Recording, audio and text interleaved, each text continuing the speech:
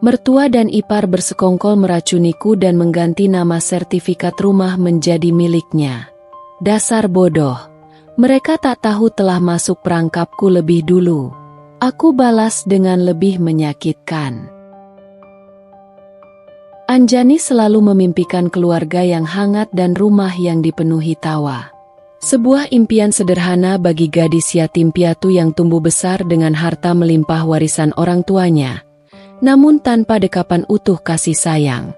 Orang tuanya meninggal dalam sebuah kecelakaan tragis saat ia masih remaja, meninggalkan Anjani sebatang kara dengan sebuah rumah bergaya kolonial yang megah di salah satu kawasan elit Jakarta Selatan, serta portofolio investasi yang mapan. Rumah itu bukan sekadar bangunan. Ia adalah saksi bisu masa kecilnya. Setiap sudutnya menyimpan kenangan, setiap ubinnya menceritakan kisah. Sertifikat hak milik rumah itu pun atas namanya. Sebuah amanah dan fondasi keamanannya di dunia. Kisah cinta Anjani dengan Bima bagaikan dongeng modern. Mereka bertemu di sebuah acara amal. Bima adalah seorang arsitek muda yang berkarisma, cerdas, dan penuh perhatian. Ia tak terlihat seperti pria kebanyakan yang hanya melihat harta Anjani. Matanya memancarkan ketulusan. Senyumnya mampu meluluhkan hati Anjani yang selama ini selalu waspada terhadap niat terselubung orang lain. Bima selalu memuji kecerdasannya, menghargai kemandiriannya, dan yang paling penting, ia seolah mencintai Anjani apa adanya. Perasaan jatuh cinta yang begitu dalam membuat Anjani melupakan segala kehati-hatian yang diajarkan mendiang ayahnya. Setelah setahun berpacaran, Bima melamar, dan Anjani, dengan hati penuh kebahagiaan, menerima. Pernikahan mereka digelar sederhana namun elegan di halaman belakang rumah Anjani. Ibu mertua Anjani, Santi, dan kakak iparnya, Rina, hadir dengan senyum paling lebar. Ibu Santi, seorang wanita parubaya dengan dandanan rapi dan tutur kata lembut, selalu memeluk Anjani erat, memanggilnya putriku. Rina, kakak Bima, yang usianya tak jauh dari Anjani, tampil sebagai kakak ipar yang ramah, selalu menawarkan bantuan dan mengajak Anjani berbelanja atau sekadar minum kopi. Mereka berdua sering datang berkunjung, membawa masakan, atau sekadar berbincang ringan. Anjani, kamu itu sudah seperti anak ibu sendiri. Sekarang kita keluarga besar, ya, ujar Ibu Santi suatu sore, sembari mengelus rambut Anjani yang sedang menonton televisi bersamanya di ruang keluarga. Rumah ini indah sekali. Nak, pasti banyak kenangan di sini, ya? Anjani mengangguk, tersenyum tulus. Iya, Bu. Ini rumah peninggalan orang tua Anjani. Seluruh masa kecil Anjani ada di sini. Oh, tentu saja, sahut Rina, yang duduk di sofa seberang. Pasti sertifikatnya juga sudah atas namamu. Ya, An? Enak sekali. Tidak perlu repot memikirkan cicilan. Ada nada yang sedikit berbeda dalam suara Rina, namun Anjani mengabaikannya, menganggapnya sekadar obrolan biasa tentang properti. Anjani hanya membalas dengan anggukan ringan, terlalu asyik menikmati suasana keluarga yang selalu ia idamkan. Bima pun sangat menyayangi Anjani. Setiap pagi ia membuatkan sarapan, tak pernah absen mencium kening Anjani sebelum berangkat kerja, dan selalu pulang tepat waktu. Ia selalu menjadi pendengar yang baik, mendukung setiap keputusan Anjani, dan berusaha menjadi jembatan antara Anjani dan keluarganya. Anjani merasa hidupnya sempurna. Ia memiliki suami yang mencintainya, keluarga mertua yang ramah, dan rumah impian yang menjadi saksi bisu kebahagiaannya. Ia tak pernah menyangka, di balik senyuman dan kehangatan itu, sebuah rencana busuk tengah dirajut, siap merenggut segalanya yang ia miliki. Seiring berjalannya waktu, intensitas kunjungan Ibu Santi dan Rina ke rumah Anjani semakin meningkat. Hampir setiap hari ada saja alasan mereka untuk datang, entah itu membawa cemilan, mengantar resep masakan baru, atau sekadar berbincang santai di ruang tamu. Anjani, yang haus akan kehangatan keluarga setelah kehilangan orang tuanya, awalnya merasa senang dan bersyukur. Ia menikmati masakan lezat Ibu Santi yang selalu dibawakan dalam wadah cantik, dan ia menghargai saran-saran Rina tentang dekorasi rumah, meskipun ia sendiri cukup puas dengan tata letak dan perabotan yang ada. Anjani, coba deh lihat desain dapur ini. Keren banget, kan? Ada island di tengah, terus kabinetnya pakai material matte hitam, ujar Rina suatu siang, membolak-balik halaman majalah desain interior dengan antusias. Dapurmu sudah bagus, sih, An, tapi kalau direnovasi sedikit, pasti lebih modern dan instagramable. Anjani hanya tersenyum tipis. Sudah nyaman kok, Kak. Lagi pula, ini kan desain peninggalan Mama. Banyak kenangan. Ia tak tahu bahwa di balik senyum cerah Rina, ada perhitungan tersembunyi. Namun, lambat laun, pola pembicaraan Ibu Santi dan Rina mulai terasa janggal. Setiap kali berkunjung, obrolan mereka selalu berujung pada hal-hal materi. Mereka akan memuji kualitas marmer di lantai, mengagumi koleksi lukisan klasik milik mendiang ayah Anjani, atau menyinggung tentang merek mobil mewah yang terparkir di garasi. Pujian-pujian itu terkadang terdengar berlebihan, bahkan terasa artifisial. Ada kilatan aneh di mata mereka, terutama Ibu Santi, setiap kali topik bergeser ke nilai properti atau aset Anjani. Itu bukan tatapan kagum, melainkan lebih seperti perhitungan yang cermat. Untung Anjani kaya raya. Ya, Nak, celetuk Ibu Santi suatu sore, setelah Rina mengeluh panjang lebar tentang biaya renovasi rumah temannya yang selangit. Rumah sebesar ini, di lokasi strategis pula, pasti pajaknya mahal sekali. Belum lagi biaya perawatan taman yang luas itu, lalu gaji asisten rumah tangga dan driver. Kalau ibu jadi Anjani, pasti pusing memikirkannya. Anjani hanya tertawa kecil, mencoba menanggapi dengan santai. Ah, ibu bisa saja. Ada asisten rumah tangga yang membantu kok, Bu. Dan Bima juga sering bantu urus semuanya. Ia tidak menyadari bahwa setiap jawabannya, setiap detail kecil yang ia berikan, sedang dicatat dan dianalisis oleh kedua wanita itu. Perasaan tidak nyaman yang samar mulai menyelinap. Anjani mulai merasa sedikit terganggu dengan pertanyaan-pertanyaan detail mereka tentang asuransi rumah, biaya pajak properti tahunan, bahkan berapa harga jual rumah di area tersebut jika ia memutuskan untuk menjualnya. Pertanyaan-pertanyaan itu seringkali diajukan dengan dalih kekhawatiran atau saran, namun nadanya terasa terlalu mendesak. Puncaknya terjadi pada suatu sore yang cerah, saat Anjani sedang di dapur menyiapkan teh dan beberapa potong kue kering untuk camilan. Ia mendengar suara Ibu Santi dan Rina dari ruang tamu. Biasanya, mereka berbicara dengan suara jelas. Namun kali ini, suara mereka mengecil, seolah berbisik, diselingi tawa-tawa kecil yang terasa ganjil. Anjani menghentikan langkahnya di balik pilar ruang makan. Cangkir teh di tangannya sedikit bergetar. Pokoknya, cara ini paling aman, Bu. Kita harus pastikan semuanya atas nama kita. Ingat, rumah ini terlalu berharga untuk dibiarkan di tangan Anjani sendirian. Bisik Rina, suaranya terdengar tergesa-gesa dan penuh perhitungan. Iya, tapi butuh waktu. Rina, Anjani tidak bodoh-bodoh amat, jawab Ibu Santi. Nada suaranya terdengar jengkel, seolah ada hambatan dalam rencana mereka. Dia sudah mulai curiga tentang sertifikat itu. Kemarin dia menanyakan kenapa ibu begitu sering membahas soal rumahnya. Jantung Anjani berdebar kencang, memukul-mukul dadanya. Sertifikat apa? Rumahku? Mereka membicarakan apa? Otaknya bekerja keras menyambungkan potongan-potongan percakapan yang ia dengar dengan gelagat aneh yang selama ini ia rasakan. Bisikan-bisikan itu, sorot mata yang penuh perhitungan, dan ketertarikan mereka yang berlebihan pada asetnya, kini membentuk pola yang menakutkan dan tak terbantahkan. Sebuah firasat buruk yang tajam, seperti pisau dingin, menusuk ulu hatinya. Ia mencoba menenangkan diri, meyakinkan diri bahwa mungkin ia salah dengar atau terlalu cepat menarik kesimpulan.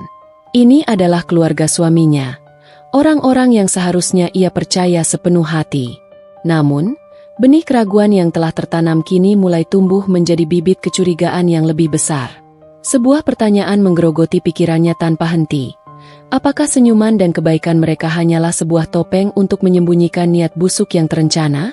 Dan yang lebih penting, apa peran Bima dalam semua ini? Kejadian di dapur itu, saat Anjani tak sengaja mendengar percakapan Ibu Santi dan Rina tentang sertifikat, dan tidak bodoh-bodoh amat, terus menghantuinya seperti melodi yang mengganggu. Setiap kali Ibu Santi tersenyum manis, membelai rambut Anjani, atau Rina memeluknya erat, ada rasa dingin yang menjalari punggung Anjani. Senyum itu, pelukan itu, kini terasa seperti topeng, sebuah lapisan tipis yang menutupi sesuatu yang gelap dan berbahaya. Anjani berusaha keras menepis prasangka buruknya. Ia mencoba meyakinkan diri bahwa mungkin ia salah dengar, bahwa otaknya terlalu lelah, atau bahwa itu hanya percakapan bisnis yang sama sekali tidak ada hubungannya dengannya. Namun, suara Rina yang menyebut sertifikat dan kekesalan Ibu Santi karena Anjani tidak bodoh-bodoh amat, terlalu jelas dan spesifik untuk bisa diabaikan begitu saja. Anjani mulai mengamati gerak-gerik mertua dan iparnya dengan lebih cermat, bagaikan seorang detektif yang tengah mengumpulkan bukti. Ia menyadari sebuah pola yang selama ini luput dari perhatiannya, tertutup oleh kehangatan palsu yang mereka tawarkan.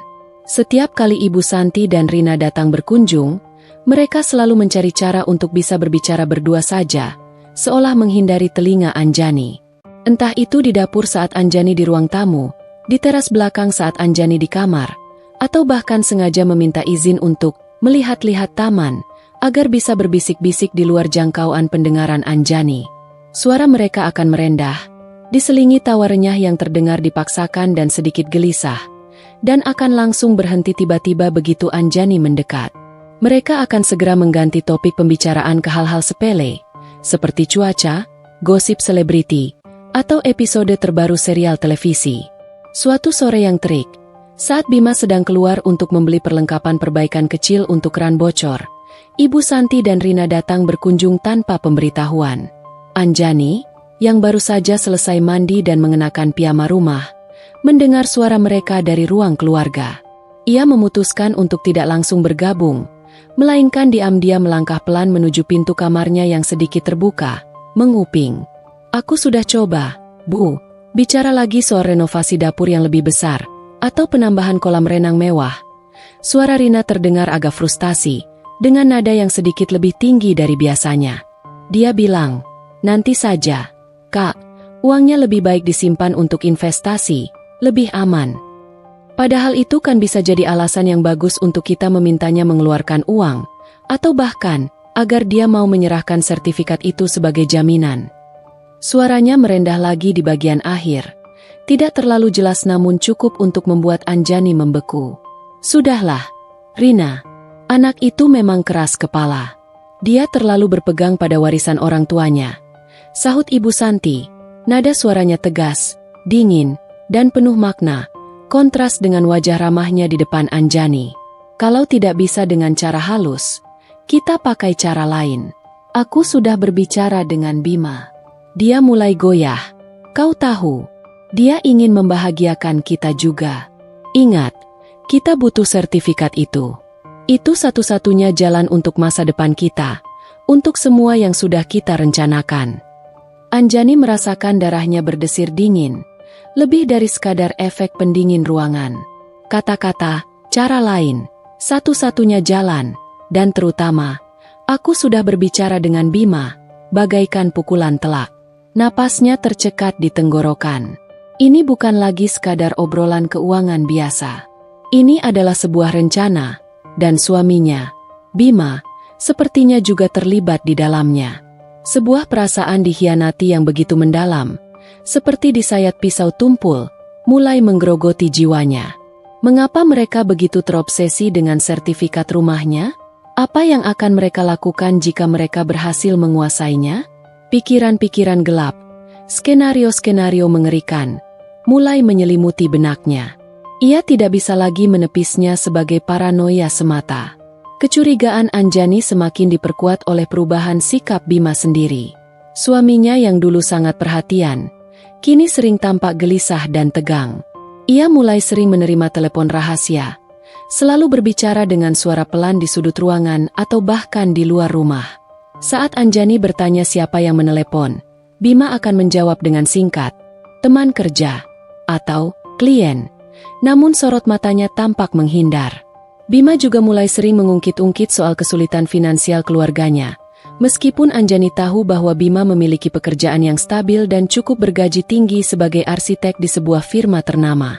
Sayang, tadi Ibu Santi cerita kalau Rina mau buka butik yang besar, tapi modalnya masih kurang banget, kata Bima suatu malam, saat mereka sedang bersantai di kamar. Ia mengelus rambut Anjani, namun gerakannya terasa kaku. Kasihan juga ya, An, kalau lihat mereka harus berjuang keras begitu. Apalagi kalau Ibu Santi sudah mulai sakit-sakitan, butuh banyak biaya untuk pengobatan. Anjani menatap Bima. Ia melihat kegelisahan di mata suaminya, sebuah cerminan antara kesetiaan pada keluarga darahnya dan kesetiaan pada istrinya. Lalu, apa hubungannya denganku, Bim? Tanyanya lembut, berusaha sekuat tenaga menahan getaran emosi dalam suaranya. Bima terlihat sedikit salah tingkah, menarik tangannya dari rambut Anjani. Ya tidak ada. Hanya saja, kamu kan punya banyak aset. An, mungkin bisa sedikit membantu mereka? Misalnya, dengan menjaminkan sebagian asetmu untuk pinjaman mereka? Atau mungkin, mengubah sebagian sertifikat rumah agar lebih mudah dalam pengajuan pinjaman besar. Ucapan Bima bagai petir di siang bolong. Sebuah palu goda menghantam langsung ke hati Anjani. Selama ini ia percaya Bima mencintainya tanpa melihat hartanya, bahwa Bima adalah satu-satunya orang yang bisa ia percaya sepenuhnya. Tapi sekarang, Bima, suaminya sendiri, mulai bicara persis seperti Ibu Santi dan Rina. Ia bahkan menyarankan hal yang sama persis dengan apa yang dibisikkan Ibu Santi kepada Rina. Benarkah Bima juga terlibat dalam rencana ini? Atau ia hanya pion, dimanfaatkan dan dipaksa oleh Ibu Santi dan Rina? Malam itu, untuk pertama kalinya sejak menikah, Anjani tidur dengan perasaan hampa dan tidak tenang, diselimuti bayangan senyum manis yang kini terasa begitu menipu dan menusuk. Ia tahu, sesuatu yang besar dan mengerikan sedang terjadi di sekelilingnya, sebuah jaring laba-laba intrik yang perlahan-lahan menjeratnya. Ia harus siap menghadapinya, dan yang paling penting, ia harus mencari tahu seberapa dalam keterlibatan Bima dalam semua ini. Malam itu, setelah percakapan yang penuh tekanan dengan Bima, Anjani tidak bisa memejamkan mata. Kata-kata Bima tentang menjaminkan aset dan mengubah sebagian sertifikat rumah seperti melodi horor yang terus bergema di benaknya. Pertanyaan-pertanyaan saling tumpang tindih dalam pikirannya, menciptakan badai kecemasan. Apa sebenarnya yang mereka inginkan dengan selembar kertas itu? Mengapa mereka begitu mendesak? Dan yang paling menyakitkan, seberapa jauh Bima, suaminya, akan pergi untuk menyenangkan keluarganya dan mengorbankan Anjani? Keesokan harinya, dengan hati-hati dan tangan gemetar, Anjani memutuskan untuk mengambil tindakan pertama. Ia membuka brankas kecil di kamar tidurnya yang selama ini hanya berisi dokumen-dokumen keuangan dan perhiasan yang jarang dipakai. Di sana, di balik tumpukan berkas lama, tersimpan rapi sertifikat hak milik rumah itu. Sebuah lembaran kertas berharga yang kini terasa sangat berat, seolah mengandung beban intrik dan bahaya. Anjani memeriksanya berulang kali di bawah cahaya lampu, memastikan keasliannya dan bahwa namanya, Anjani Kusumawardani, tercetak jelas sebagai pemilik tunggal. Setelah itu, ia mengeluarkan ponselnya dan dengan cepat memotret setiap halaman sertifikat dari berbagai sudut sebagai bukti digital yang tak terbantahkan. Sebagai langkah pencegahan, ia tidak menyimpannya kembali di brankas lama, melainkan mencari tempat yang jauh lebih tersembunyi dan tak terduga di dalam rumah, sebuah lokasi yang hanya ia seorang yang tahu. Tidak lama setelah insiden Bima menyinggung soal aset, tekanan dari Ibu Santi dan Rina semakin terang-terangan dan tanpa tedeng aling-aling. Mereka tidak lagi menggunakan bisikan atau pertanyaan terselubung. Sekarang, Sertifikat rumah menjadi topik utama di setiap pertemuan, di setiap kesempatan yang ada. "Anjani, ibu punya ide bagus sekali untuk rumahmu ini," ujar Ibu Santi suatu siang. Tatapannya lekat pada Anjani, sambil menyeruput teh melati yang mengepulkan asap tipis. "Mengapa tidak sertifikatnya diubah saja atas nama Bima atau bahkan digabungkan dengan nama ibu? Biar lebih aman. Nak, kan Bima juga kepala rumah tangga sekarang. Lagi pula, kalau terjadi apa-apa padamu, misalnya sakit parah, atau amit-amit kecelakaan, nanti ribet sekali urusannya di belakang. Kalau atas nama kami, semua jadi lebih mudah." Anjani hampir tersedak tehnya. Pertanyaan itu datang begitu frontal, nyaris tanpa basa-basi, seperti serangan langsung ke jantung keamanannya. Kata-kata, sakit parah, atau kecelakaan, yang keluar dari mulut Ibu Santi terasa seperti ancaman terselubung. "Aman bagaimana, Bu? Sertifikat ini kan memang atas nama Anjani. Itu warisan dari orang tua Anjani," jawab Anjani, berusaha menjaga nada suaranya tetap tenang dan rasional, meskipun di dalam hatinya sudah bergemuruh badai kemarahan dan ketakutan. "Justru kalau diubah, nanti malah jadi rumit urusan warisannya, Bu. Lagi pula, Anjani tidak berencana akan sakit parah atau kecelakaan, Bu. Mohon doanya saja." Rina menambahkan, nadanya manis namun matanya penuh kilat licik. "Betul, Bu. Tapi kan kalau atas nama Bima atau berdua, urusan bank jadi lebih mudah, An. Misalnya kalau kita butuh pinjaman besar untuk renovasi masif yang bisa menaikkan harga jual rumah ini berkali lipat. Atau untuk modal bisnis baru kita nanti. Agunan pakai rumah ini kan nilai jualnya sangat tinggi di pasaran. An, bisa puluhan miliar." Rina tersenyum lebar. Senyum yang bagi Anjani kini terasa seperti seringai dingin yang menakutkan. "Tidak, Kak. Aku tidak berniat merenovasi besar-besaran atau menjaminkan rumah ini," kata Anjani tegas. Suaranya sedikit bergetar karena menahan emosi yang meluap. Kali ini, ia tidak bisa lagi menyembunyikan ketidaknyamanannya secara penuh. "Ini rumahku, warisan orang tuaku. Aku akan menjaganya dengan baik dan tidak akan pernah mengutak-atik kepemilikannya." Wajah Ibu Santi sedikit menegang.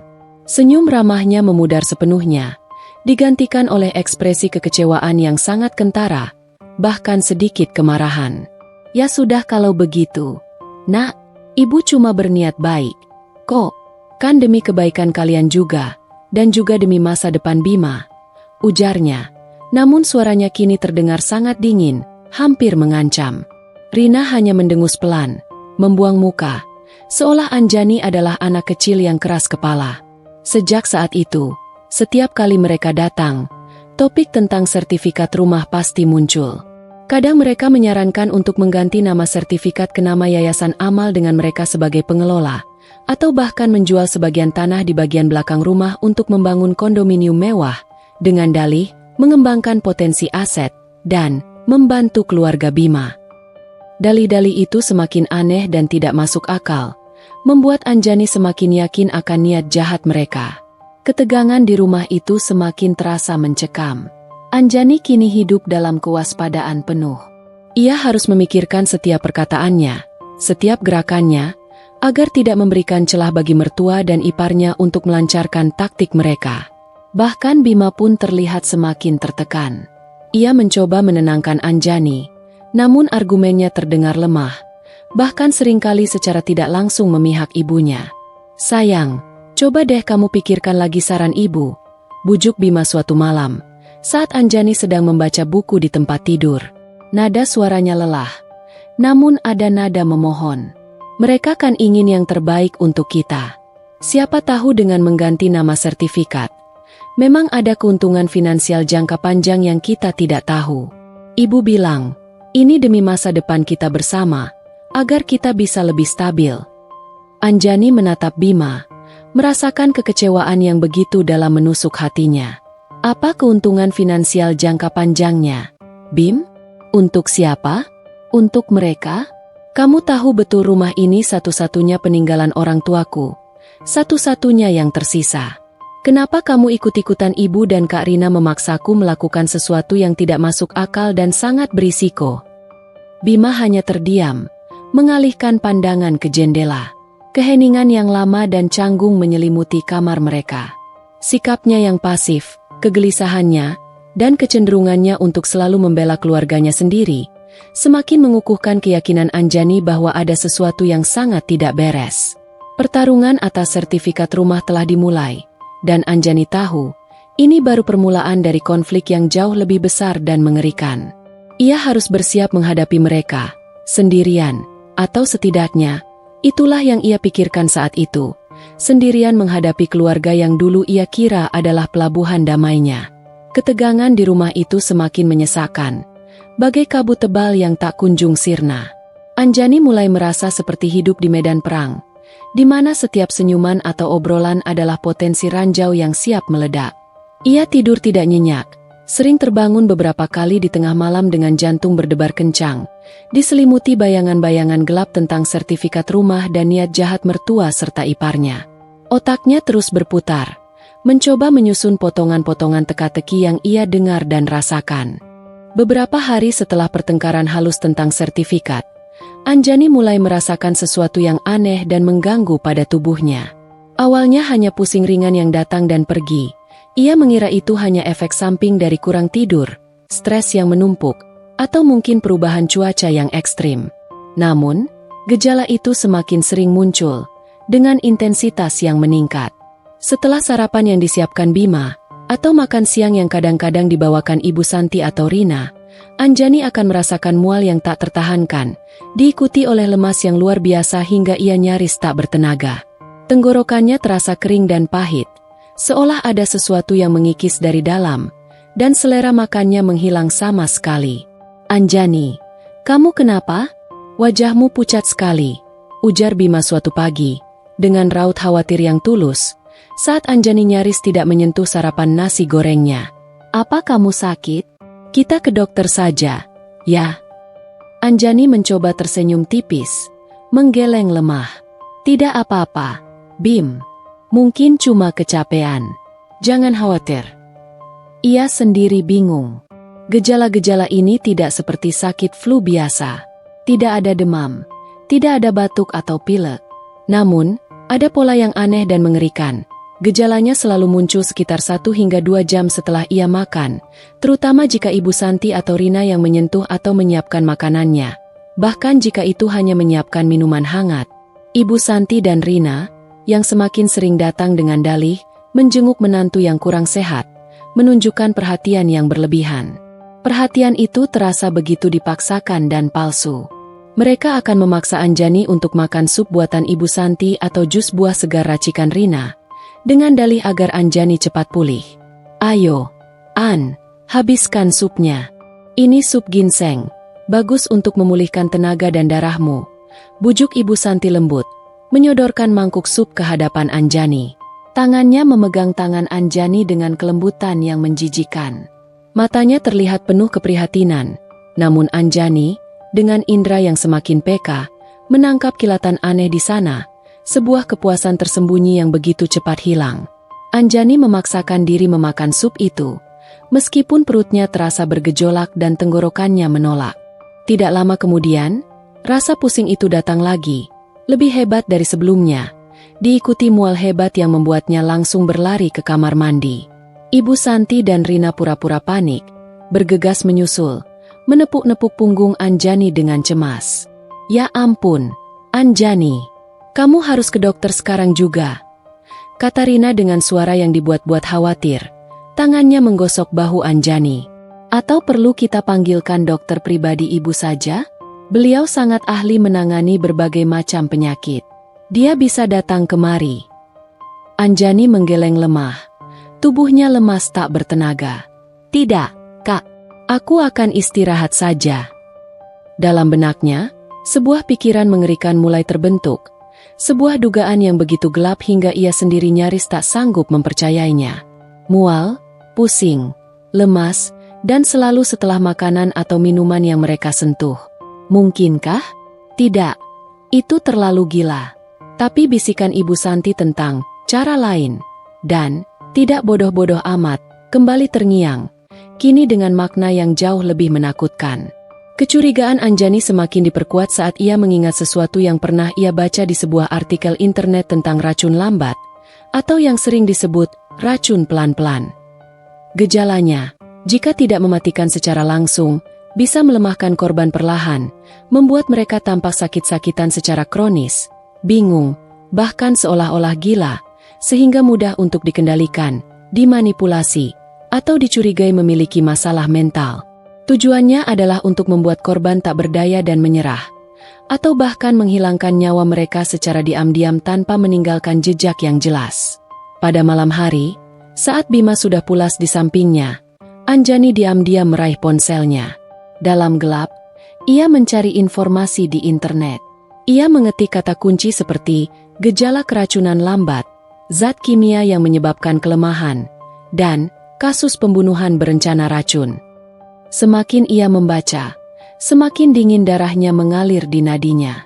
Gejala yang ia rasakan sangat cocok dengan deskripsi keracunan tertentu yang sengaja dirancang untuk tidak langsung mematikan, melainkan melemahkan korban secara bertahap, membuat mereka kehilangan daya tahan, dan pada akhirnya, menyerah pada nasib.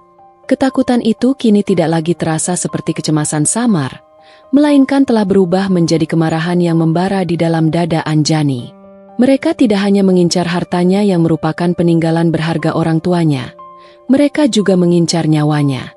Ini bukan lagi sekadar konflik keluarga memperebutkan warisan. Ini adalah upaya pembunuhan berencana. Anjani merasakan kekuatan baru yang aneh mengalir dalam dirinya. Sebuah tekad baja untuk melawan. Mereka mungkin menganggapnya naif, wanita kaya yang lemah, atau menantu yang mudah dibodohi. Tapi mereka lupa. Anjani adalah putri dari orang tua yang mengajarkannya untuk tidak pernah menyerah, untuk selalu berjuang demi kebenaran. Mereka lupa, Anjani telah hidup mandiri dan menghadapi kesulitan sendirian sejak remaja. Mereka tak tahu bahwa ancaman ini justru membangkitkan sisi tersembunyi dalam dirinya, sisi yang jauh lebih kuat dan berbahaya daripada yang bisa mereka bayangkan. Ia menarik napas dalam-dalam, menghembuskan seluruh rasa takutnya, dan menggantinya dengan determinasi yang dingin. "Dasar bodoh," bisiknya dalam gelap. Sebuah senyum tipis, dingin, dan penuh arti tersungging di bibirnya yang pucat. "Mereka tak tahu telah masuk perangkapku lebih dulu. Aku akan balas dengan lebih menyakitkan. Jauh lebih menyakitkan daripada apa yang mereka coba lakukan padaku." Kalimat itu bukan lagi sekadar sumpah serapah dari seorang korban yang putus asa, melainkan sebuah janji. Sebuah janji untuk keadilan, dan sebuah janji untuk pembalasan. Rasa pusing dan mual datang semakin sering, menjadi teman setia Anjani setiap kali ia terpaksa menelan suapan makanan atau tegukan minuman yang disajikan oleh Ibu Santi atau Rina.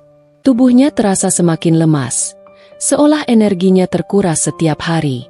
Anjani harus mengerahkan seluruh kekuatan batinnya untuk menjaga fasad normal. Sebuah senyum palsu terpampang di bibirnya. Sementara di dalam, ia berteriak dalam ketakutan dan kemarahan. Ibu Santi dan Rina semakin gencar menawarkan makanan dan minuman. Senyum mereka lebar, namun mata mereka selalu memindai, seolah mencari tanda-tanda kelemahan yang lebih parah pada diri Anjani. Anjani sadar, ia tidak bisa lagi menunggu hingga tubuhnya benar-benar tak berdaya. Ia harus bertindak, dan segera. Kesempatan emas itu datang beberapa hari kemudian. Ibu Santi dan Rina berencana menginap di rumah Anjani selama 2 hari penuh, dengan dalih menjaga Anjani yang sedang tidak enak badan, dan memberikan nutrisi tambahan. Anjani tahu ini adalah kesempatan sekaligus ancaman terbesar. Keberadaan mereka yang terus-menerus di bawah atap yang sama berarti ia harus ekstra hati-hati dalam setiap langkahnya, namun juga berarti ia memiliki akses lebih dekat pada bukti yang mungkin mereka sembunyikan. Pada malam pertama mereka menginap, setelah lampu di seluruh rumah padam dan suara dengkuran halus Bima terdengar dari kamar mereka, Anjani diam-diam beranjak dari tempat tidurnya. Dengan senter kecil di ponselnya yang disetel pada cahaya paling redup, ia memulai misi pencariannya. Ia tahu Ibu Santi selalu menyimpan tas tangannya di dekat tempat tidur di kamar tamu yang ditempati Ibu Santi. Dengan jantung berdebar kencang, memukul-mukul rusuknya seperti genderang perang, Anjani menyelinap keluar kamar, bergerak seolah bayangan, berusaha agar tidak menghasilkan suara sekecil apapun. Ia tahu ini adalah pelanggaran privasi yang serius, Namun taruhannya adalah nyawanya sendiri dan warisan terakhir orang tuanya. Ia berhasil masuk ke kamar tamu. Di samping tempat tidur, tas tangan Ibu Santi tergeletak di meja nakas, tidak terkunci. Dengan tangan gemetar, Anjani membuka resleting tas itu. Di dalamnya, di antara dompet, ponsel, dan pouch kosmetik, ia menemukan sebuah botol kecil berwarna coklat gelap. Botol itu aneh, tanpa label, tanpa merek farmasi, hanya botol polos yang terlihat seperti wadah reagen kimia. Anjani dengan hati-hati membukanya. Tidak ada bau yang mencolok, tidak ada aroma kuat yang khas, namun isinya berupa cairan kental berwarna bening, hampir tak terlihat di bawah cahaya redup senter ponselnya. Naluri Anjani menjerit dengan keras. Ini pasti dia, racun itu. Dengan presisi yang luar biasa, Anjani segera mengambil sampel kecil cairan itu menggunakan cotton bud steril yang ia bawa dari kamar mandi, lalu menyimpannya dalam plastik kecil berreselable yang sudah ia siapkan. Ia juga dengan cepat memotret botol itu dari berbagai sudut, memastikan detail kecil sekalipun tertangkap kamera, sebelum meletakkannya kembali persis seperti semula, seolah tidak pernah tersentuh. Setelah itu, ia beralih ke kamar Rina, yang berada di seberang kamar tamu Ibu Santi. Kamar Rina lebih rapi, bahkan tasnya pun terkunci. Anjani menghela napas, berpikir mungkin ia tidak akan menemukan apa-apa di sana. Namun, saat ia melirik ke meja samping tempat tidur, sebuah buku catatan kecil berwarna merah muda tersembul sedikit di bawah tumpukan majalah mode. Anjani meraihnya dengan hati-hati. Ia membukanya dengan gemetar. Setiap halaman seolah menyimpan rahasia yang mengerikan. Dan benar saja, buku catatan itu berisi coretan angka-angka, tanggal, dan singkatan yang aneh, namun mengerikan. Andosis 05, efek, pusing lemas. Tegel, 15 Juli. Andosis 07, efek, mual gelemah tidak bertenaga. Tegel, 18 Juli. Andosis 10, efek, parah pingsan. Tegel, 21 Juli. Dan di halaman berikutnya, ada catatan terpisah yang lebih besar. Sertif Tegel 2820, rencana jual ke PT Gria Makmur, dan bagian kita 40%. Di bawahnya ada beberapa nama notaris dan rincian pembagian keuntungan. Tulisan tangan itu, dengan lingkaran-lingkaran kecil di atas huruf I, dan tanda seru di akhir kalimat, jelas milik Rina. Darah Anjani mendidih, bukan lagi karena demam, melainkan karena kemarahan yang membakar. Ini adalah bukti tak terbantahkan. Mereka bukan hanya mengincar rumahnya, mereka juga secara sistematis meracuninya dengan dosis yang terus ditingkatkan, dan secara teliti mencatat setiap efeknya, bahkan memprediksi kapan Anjani akan semakin parah. Rencana mereka sangat rapi, sangat terorganisir, dan sangat keji. Anjani melihat tanggal-tanggal yang tercatat di buku itu sangat cocok dengan kapan ia mulai merasakan gejala-gejala itu, bahkan intensitasnya. Mereka benar-benar bersekongkol untuk membunuhnya perlahan, membuatnya terlihat sakit atau gila, agar mudah dikendalikan, dan pada akhirnya, bisa mengambil alih semua miliknya tanpa perlawanan. Anjani dengan cepat memotret setiap halaman yang relevan dalam buku catatan itu, memastikan setiap detail, setiap angka, setiap singkatan tertangkap jelas. Setelah itu, ia mengembalikan buku catatan itu persis ke tempat semula, di bawah tumpukan majalah mode, seolah tidak pernah tersentuh. Ia menyelinap kembali ke kamarnya. Tubuhnya gemetar hebat, bukan karena takut, melainkan karena amarah yang membara dan tekad yang mengeras. Malam itu, Anjani tak lagi bisa memejamkan mata walau sedetik pun. Namun, kali ini, bukan ketakutan yang menguasainya, melainkan sebuah tekad baja yang dingin dan membakar. Ia punya bukti. Ia punya petunjuk yang tak terbantahkan. Mereka telah meremehkan Anjani, seorang wanita yang mereka kira lemah dan tidak berdaya, mudah dibodohi karena kekayaannya. Mereka salah besar. Anjani kini tahu pasti apa yang ia hadapi. Perang telah dimulai, dan ia tidak akan membiarkan dirinya kalah. Ia akan membalas dengan cara yang lebih menyakitkan daripada racun yang mereka coba berikan padanya. Jauh lebih menyakitkan dan mematikan daripada yang bisa mereka bayangkan. Malam itu, Setelah berhasil mendapatkan bukti krusial dari botol tanpa label dan buku catatan Rina, tidur tak lagi menjadi pilihan bagi Anjani. Matanya memang terbuka lebar, namun bukan karena kantuk, melainkan karena gejolak tekad yang membara di dalam dirinya, menyala lebih terang dari lampu kamar. Rasa pusing dan mual yang terus-menerus mendera tubuhnya kini tidak lagi terasa sebagai penderitaan yang menggerogoti, melainkan sebuah pengingat konstan akan kejahatan yang mereka coba lakukan padanya. Ia harus bergerak cepat, sangat cepat, sebelum racun itu berhasil mengikis habis kemampuannya untuk berpikir jernih, mengumpulkan kekuatan, atau bahkan bertindak sama sekali.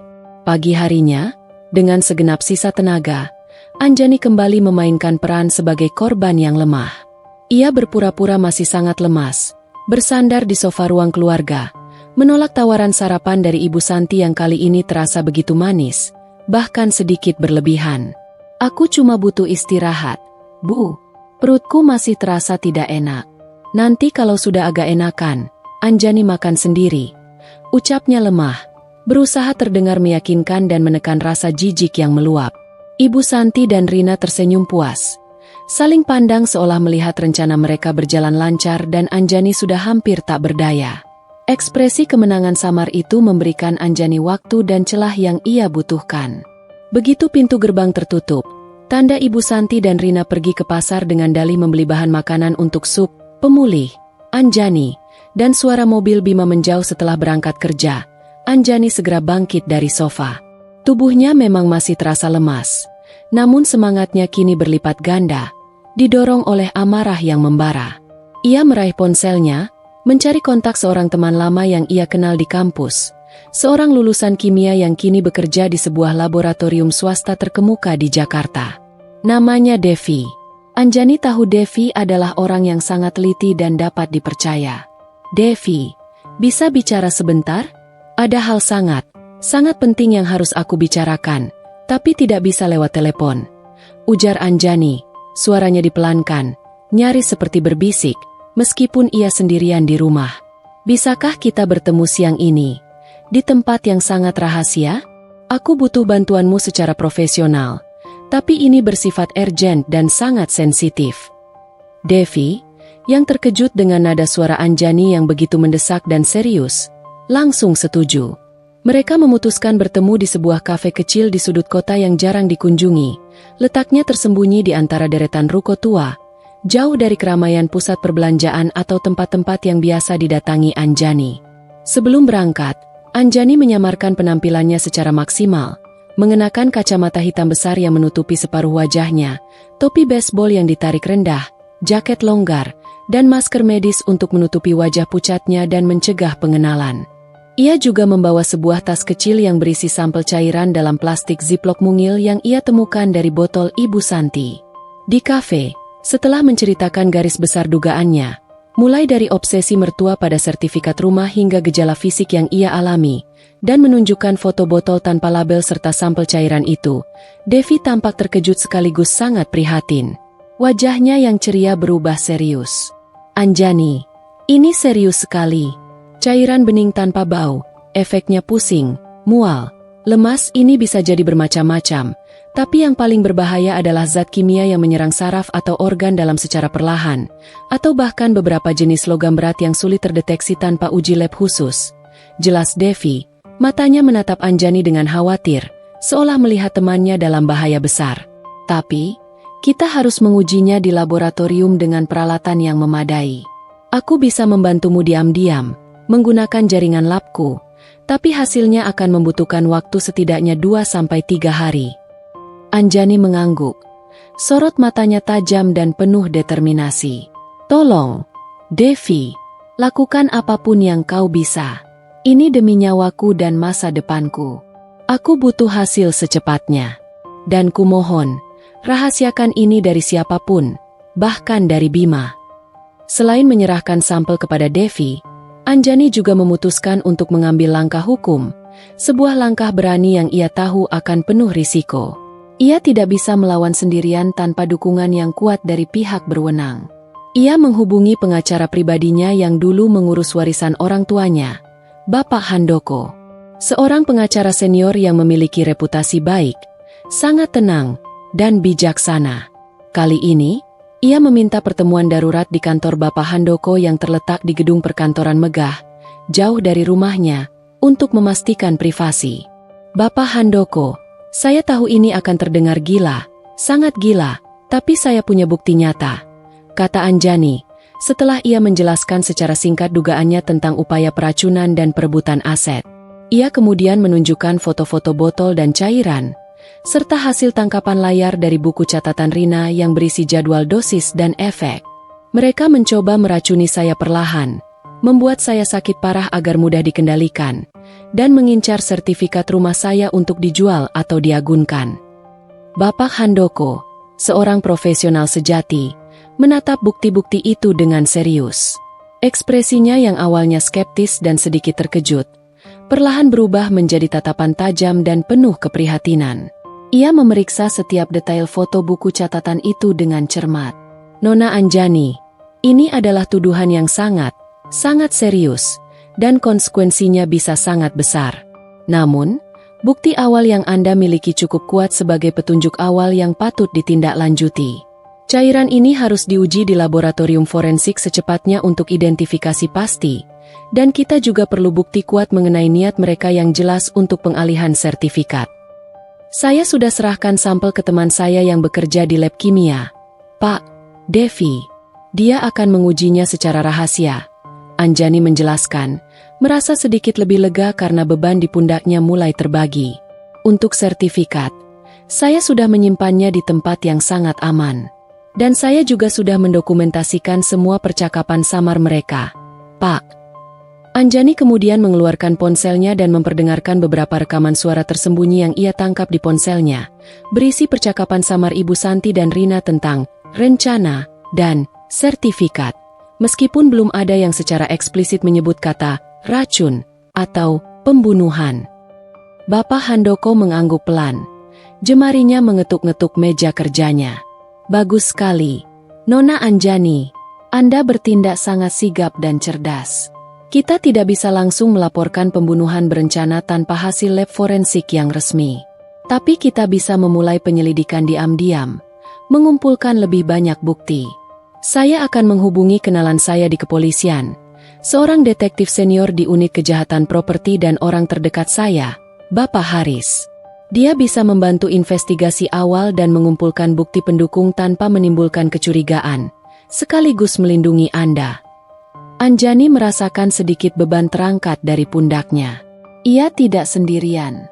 Ia telah mengambil langkah pertama yang krusial, sebuah langkah besar menuju kebenaran dan pembalasan. Ia tahu jalan ini akan panjang, penuh rintangan, dan sangat berbahaya, namun ia tidak gentar. Mereka telah bermain api dengannya, mencoba membunuhnya secara perlahan dan mencuri segalanya. Anjani kini siap membakar mereka dengan api yang jauh lebih besar, lebih menyakitkan, dan tak terduga. Dengan langkah-langkah Anjani yang kini menjadi rahasia, dilindungi oleh selubung kelemahan palsu, kehidupan di rumah terasa semakin mencekam. Ia harus berakting seolah ia adalah korban yang semakin lemah, terus-menerus mengeluh pusing dan mual dengan suara pelan, bahkan sengaja mengurangi porsi makan di depan Ibu Santi dan Rina. Setiap suapan yang ia ambil harus dipertimbangkan matang-matang. Setiap minuman yang ia teguk harus penuh kewaspadaan. Mereka tampak puas melihatnya seperti itu. Senyum kemenangan tersembunyi di balik sorot mata mereka yang licik. Anjani bisa merasakan mereka mengawasi setiap gerakannya, setiap suapan makanannya, seolah menunggu saat di mana ia benar-benar tak berdaya dan siap menyerah. Sementara Anjani sibuk berpura-pura sakit dan dengan cemas menunggu hasil uji laboratorium dari Devi, tekanan dari Ibu Santi dan Rina untuk mengalihkan sertifikat rumah semakin gencar. Mereka seolah memiliki batas waktu, mendorong Bima untuk lebih agresif membujuk Anjani.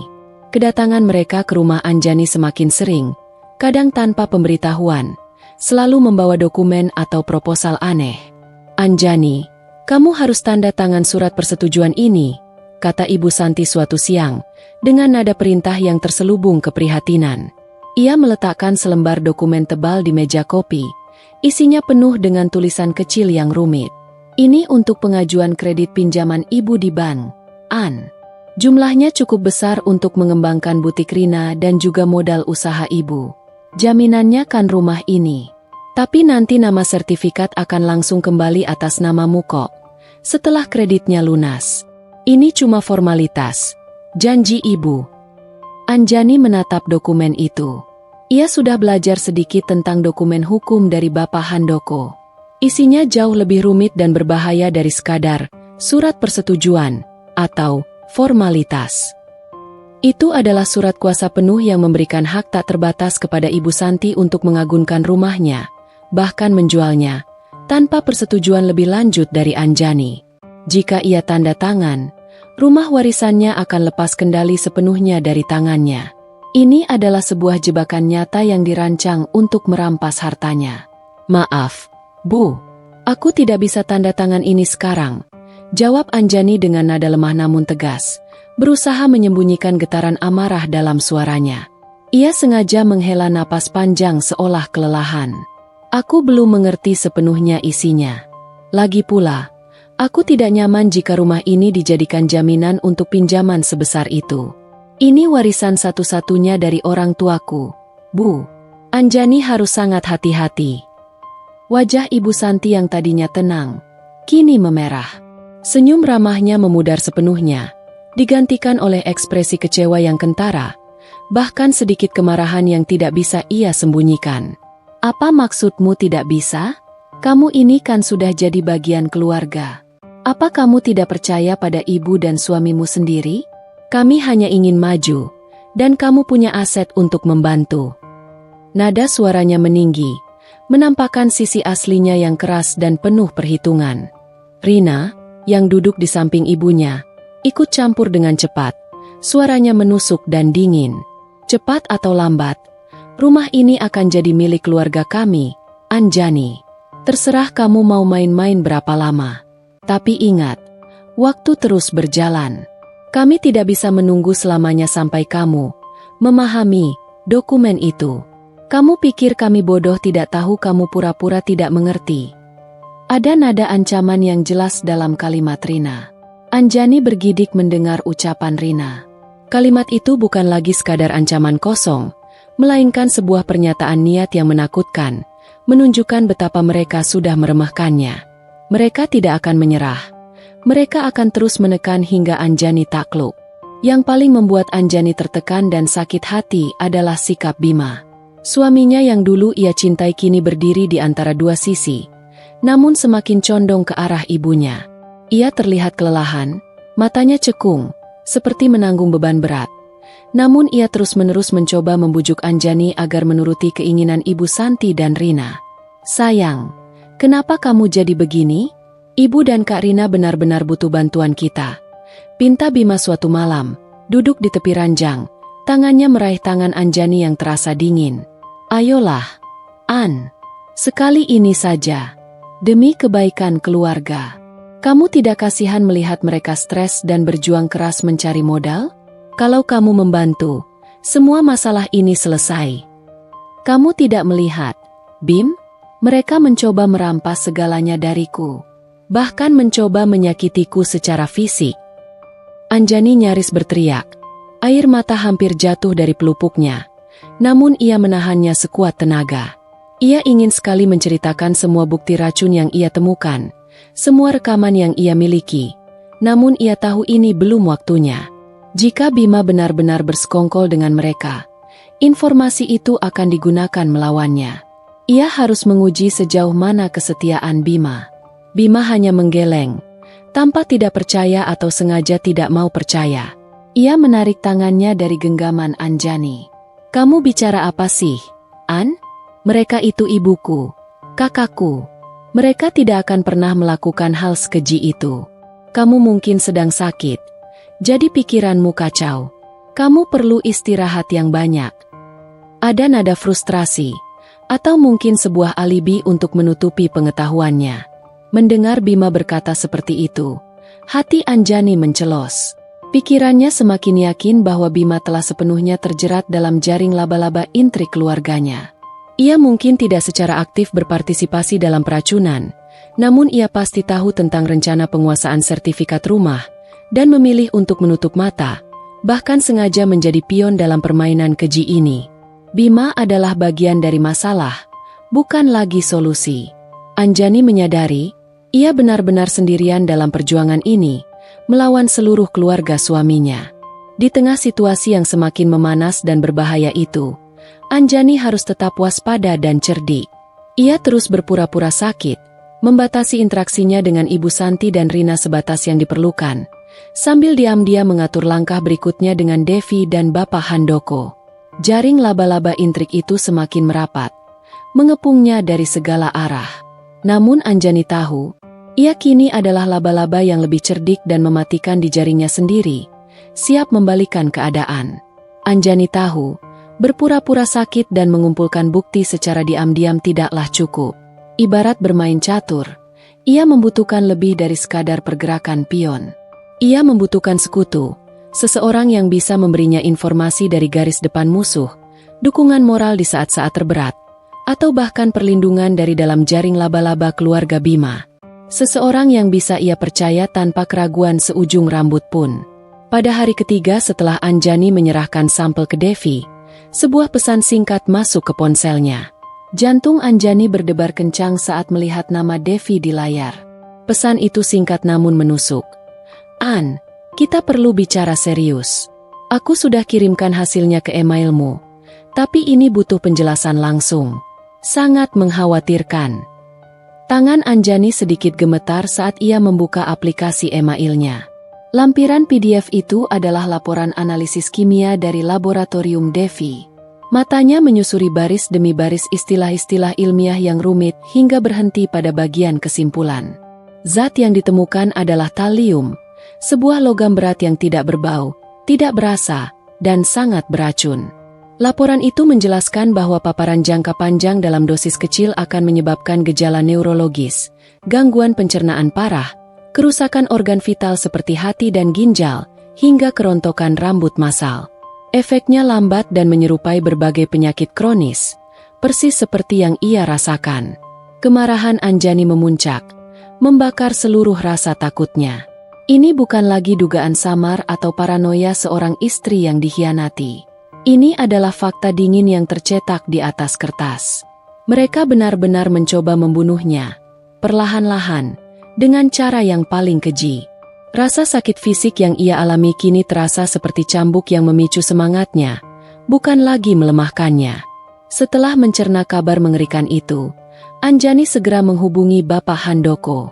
Ia melampirkan laporan dari Devi ke email pengacaranya dan meminta pertemuan mendesak, segera setelah detektif Haris bisa disiapkan.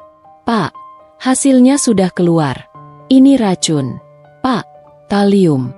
Suara Anjani terdengar bergetar, namun penuh ketegasan, sebuah tekad baja yang tak tergoyahkan. Bapak Handoko terdiam sejenak di ujung telepon, mungkin memproses informasi yang baru saja ia terima. "Nona Anjani, ini adalah kabar yang sangat serius. Jauh lebih serius dari yang kita bayangkan. Jangan panik. Tetaplah tenang dan lanjutkan peran Anda sebagai menantu yang lemah. Saya akan segera menghubungi detektif Haris.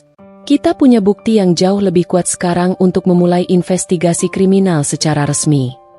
Selagi menunggu respons lebih lanjut dari Bapak Handoko dan detektif Haris, Anjani mulai berpikir lebih jauh. Ia membutuhkan lebih dari sekadar dukungan hukum. Ia membutuhkan mata dan telinga di dalam rumahnya sendiri, seseorang yang tidak akan dicurigai oleh Ibu Santi dan Rina, seseorang yang bisa mengawasi gerak-gerik mereka dari dekat.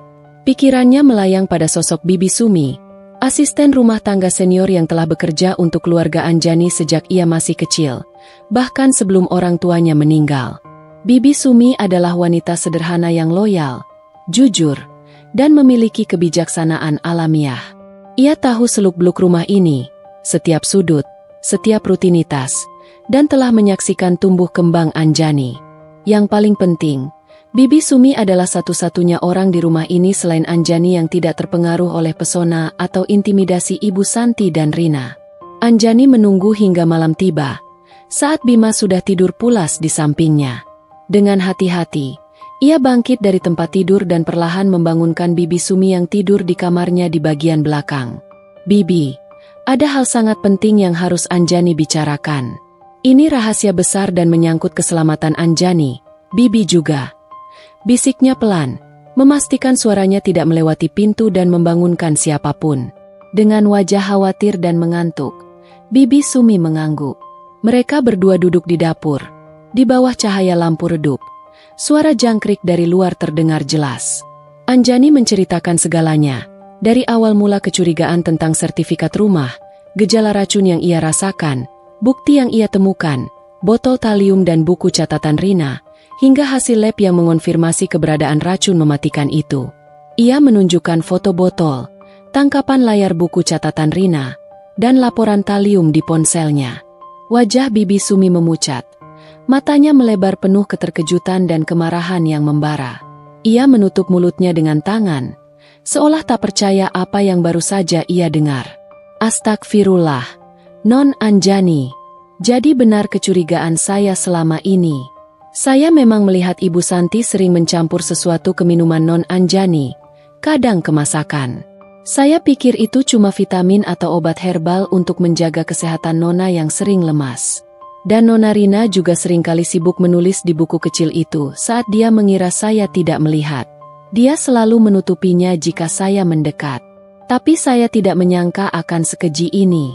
Mereka ingin membunuh Non Anjani. Suara Bibi Sumi nyaris putus asa, namun kemudian berubah menjadi penuh tekad. Pengakuan Bibi Sumi bagai embun penyejuk di tengah gurun kekeringan Anjani. Ia tidak sendirian. Bibi Sumi adalah sekutu yang tak terduga, yang telah menyaksikan keanehan itu dari dekat, dan kini berdiri di sisinya. Bibi, Anjani butuh bantuan Bibi. Bisakah Bibi mengawasi mereka lebih dekat? Perhatikan apa yang mereka sentuh, apa yang mereka katakan. Dan yang terpenting, jangan pernah biarkan mereka sendirian di dapur atau menyiapkan makanan untuk Anjani lagi. Bilang saja Anjani yang akan menyiapkan makanan sendiri untuk saat ini, atau saya akan makan di luar. Dan Bibi, tolong jangan biarkan mereka mendekati area penyimpanan makanan saya. Bibi Sumi mengangguk mantap. Sorot matanya kini penuh tekad dan kesetiaan yang tak tergoyahkan. Tentu, Non. Saya akan bantu Non Anjani. Saya tidak akan membiarkan mereka menyakiti Non Anjani. Demi Allah, saya tidak akan diam saja melihat ini terjadi di depan mata saya. Dengan Bibi Sumi di sisinya, Anjani merasa sedikit lebih aman, sedikit lebih kuat. Ia kini memiliki mata dan telinga yang dapat dipercaya di dalam rumahnya sendiri. Sebuah celah kecil telah terbuka dalam jaring laba-laba intrik keluarga suaminya. Celah yang akan Anjani manfaatkan untuk membalikkan keadaan. Mereka mungkin mengira Anjani terpojok dan tak berdaya. Namun mereka lupa bahwa ia punya sekutu, dan ia adalah pemain yang lebih berbahaya daripada yang mereka bayangkan. Permainan yang mereka mulai, kini akan ia akhiri dengan caranya sendiri. Setelah pengakuan mengejutkan dari Bibi Sumi dan konfirmasi menakutkan dari hasil lab Devi, Anjani merasa seolah ada layar besar yang tersingkap di hadapannya, menampakkan seluruh kejahatan yang selama ini tersembunyi di balik senyum-senyum manis. Kekuatannya, meskipun masih terkikis perlahan oleh racun talium yang beredar di tubuhnya, kini berlipat ganda karena amarah dan tekad membara untuk membalas. Ia tahu, setiap langkah selanjutnya harus dilakukan dengan sangat hati-hati, karena Ibu Santi dan Rina semakin agresif dan berani, yakin bahwa mereka telah berhasil melemahkan Anjani. Gejala racun talium memang terus mendera Anjani dengan kejam. Rambutnya mulai rontok lebih banyak dari biasanya, memenuhi sisir dan bantal.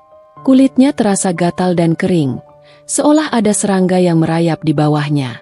Rasa nyeri samar muncul di persendiannya, dan napasnya sering terasa sesak. Ia bahkan sengaja memperlihatkan kerontokan rambutnya pada Bima, menanyakan apakah Bima punya solusi. Ia berharap memicu sedikit saja keprihatinan atau kepanikan dari suaminya. Namun, Bima hanya mengalihkan pandangan, tampak tidak nyaman, dan dengan cepat menganggapnya sebagai efek stres berlebihan. Mungkin kamu kurang vitamin, An.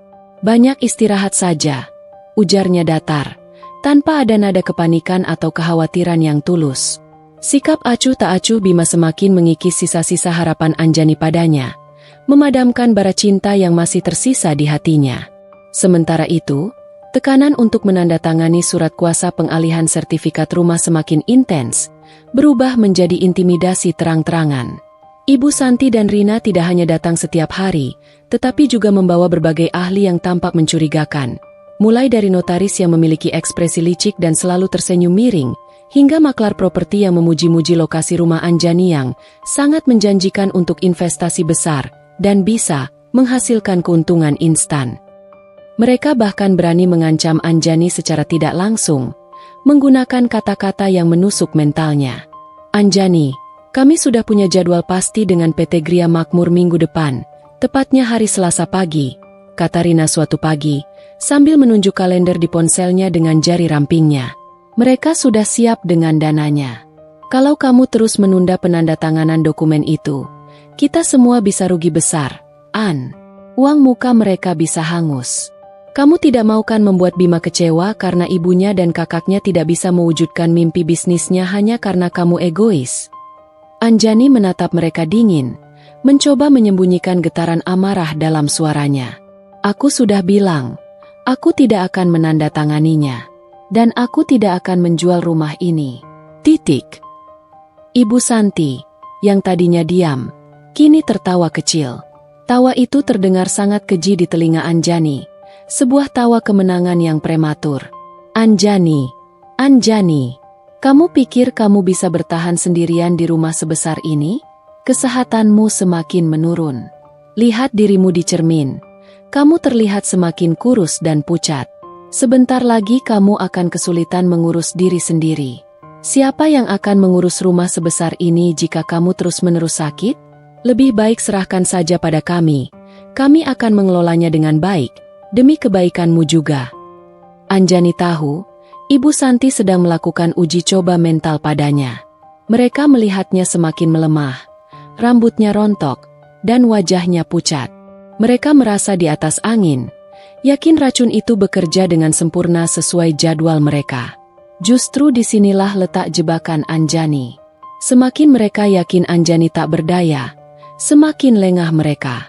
Berkat bantuan Bibi Sumi, Anjani kini memiliki sumber informasi internal yang tak ternilai harganya. Bibi Sumi dengan cerdik mengamati setiap gerak-gerik Ibu Santi dan Rina, melaporkan detail-detail kecil yang mengerikan. Ia melaporkan bahwa Ibu Santi seringkali kembali ke dapur setelah Anjani makan, memeriksa sisa makanan di piring Anjani, bahkan sesekali mengambil sedikit sisa makanan itu dan membawanya ke dalam botol kecil yang sama dengan yang Anjani temukan. Rina juga seringkali berbisik-bisik di telepon dengan seseorang yang ia panggil Pak Notaris, menyebutkan kata proses finalisasi dan siap dicairkan setelah sertifikat dialihkan. Lebih mengejutkan lagi, Bibi Sumi berhasil mendapatkan beberapa remas serbuk putih yang ditemukan di dekat meja makan setelah Ibu Santi dan Rina makan malam bersama Anjani, tanpa sepengetahuan Anjani. Dengan hati-hati, Anjani mengumpulkan serbuk itu dan mengirimkannya kepada Devi melalui kurir terpercaya yang ia sewa. Dalam waktu singkat, Devi mengonfirmasi melalui telepon, suaranya terdengar prihatin sekaligus marah, bahwa serbuk itu mengandung zat pelengkap yang sering digunakan untuk meningkatkan efek penyerapan talium dalam tubuh, memastikan racun itu bekerja lebih efektif dan cepat. Bukti semakin kuat dan mengerikan, menumpuk tak terbantahkan. Maka, Anjani menyusun rencananya dengan Bapak Handoko dan Detektif Haris. Rencananya adalah sebuah jebakan sempurna, memanfaatkan keyakinan diri Ibu Santi dan Rina yang kelewat batas dan keserakahan mereka yang tak terukur. Ia harus membuat mereka merasa benar-benar menang, hingga mereka lengah dan melakukan kesalahan fatal di tempat yang sudah ia siapkan. "Saya akan mengadakan makan malam keluarga. Sebuah perayaan kecil untuk membaiknya kesehatan saya dan sebagai tanda terima kasih atas perhatian mereka." Usul Anjani pada Bapak Handoko dan Detektif Haris melalui panggilan video rahasia yang terenkripsi penuh. Wajah Anjani menunjukkan kombinasi antara kelelahan dan ketajaman yang menakutkan. Ini akan menjadi malam di mana mereka merasa sangat nyaman, merasa telah memenangkan segalanya, dan berani melangkah lebih jauh untuk menyelesaikan rencana kotor mereka. Detektif Haris mengangguk, tatapannya tajam dan penuh perhitungan. "Baik, Nona Anjani, ini rencana yang berani. Kita akan siapkan tim di sekitar rumah Anda, baik di dalam maupun di luar. Mulai dari sore hari itu, pastikan ada kamera tersembunyi di ruang makan, ruang keluarga, dan area lain yang strategis untuk merekam setiap interaksi dan setiap gerakan mereka. Kita butuh bukti visual yang kuat saat mereka mencoba melakukan pengambil alihan sertifikat atau hal lain yang mereka rencanakan. Ia juga berjanji akan menyertakan beberapa agen yang menyamar sebagai tamu atau petugas catering jika diperlukan, untuk memastikan keamanan Anjani. Anjani tersenyum tipis, sebuah senyum dingin dan penuh arti. Rencananya adalah membalikan meja sepenuhnya, menjebak para penjebak. Mereka ingin meracuninya dan merebut rumahnya. Ia akan membiarkan mereka percaya bahwa mereka hampir berhasil, bahkan mungkin mendorong mereka untuk melakukan langkah terakhir mereka. Kemudian, ia akan menarik tali perangkapnya, menjatuhkan mereka ke jurang kehancuran yang tak terbayang. Undangan makan malam dari Anjani, yang disampaikan dengan nada lemah namun penuh kebahagiaan palsu melalui telepon, membuat Ibu Santi dan Rina melonjak kegirangan. Bagi mereka, ini adalah puncak kemenangan. Tanda jelas bahwa Anjani akhirnya menyerah pada kondisi kesehatannya yang semakin buruk dan menerima nasibnya. Mereka tidak tahu bahwa ini adalah undangan ke dalam perangkap yang mematikan. Sebuah panggung yang telah disiapkan Anjani dengan cermat. Anjani sengaja memilih hari Sabtu malam, memberikan mereka cukup waktu untuk membayangkan kemenangan dan merencanakan langkah terakhir mereka dengan detail. Sejak pagi hari Sabtu itu, suasana di rumah Anjani terasa berbeda, diselimuti aura ketegangan yang hanya Anjani dan Bibi Sumi yang menyadarinya. Ibu Santi dan Rina datang lebih awal dari biasanya, kali ini dengan ekspresi kemenangan yang tak bisa lagi mereka sembunyikan. Senyum di wajah mereka terlalu lebar, tawa mereka terlalu renyah, dan langkah mereka terlalu ringan. Rina bahkan membawa sebuah map kulit berwarna coklat tua yang tebal, yang Anjani yakini adalah surat-surat terkait pengalihan hak milik rumah atau dokumen pinjaman bank yang besar. Bibi Sumi, yang kini menjadi sekutu setia Anjani, bergerak dengan gelisah namun cekatan, memastikan semua persiapan berjalan lancar. Ia tahu betul apa yang akan terjadi malam itu, dan matanya penuh kekhawatiran yang bercampur dengan tekad untuk melindungi Anjani. "Anjani, kamu kelihatan lebih segar hari ini," seru Ibu Santi riang, melangkah masuk ruang tamu dan memeluk Anjani erat. Pelukan itu kini terasa sangat menjijikan bagi Anjani, seperti sentuhan ular berbisa. "Sudah Ibu bilang, kalau nurut sama orang tua, pasti sehat. Ini pasti karena sup Ibu yang manjur itu, ya?" Ibu Santi menepuk punggung Anjani dengan senyum penuh arti. Anjani tersenyum lemah, memaksakan dirinya. "Iya, Bu. Mungkin istirahat total memang yang Anjani butuhkan. Malam ini Anjani akan masak sendiri untuk Ibu dan Kak Rina, sebagai tanda terima kasih atas semua perhatian kalian." Ia menatap Bima yang baru saja turun dari kamar, berharap Bima akan setidaknya merasakan sedikit keganjilan dari inisiatifnya itu. Saran Anjani untuk memasak sendiri sempat membuat ekspresi Ibu Santi dan Rina sedikit menegang. Mereka saling pandang, jelas terkejut dengan inisiatif Anjani yang tidak biasa. Rina bahkan sempat ingin menolak. "Ah, tidak usah repot-repot. An, kami saja yang masak. Kamu kan masih lemas."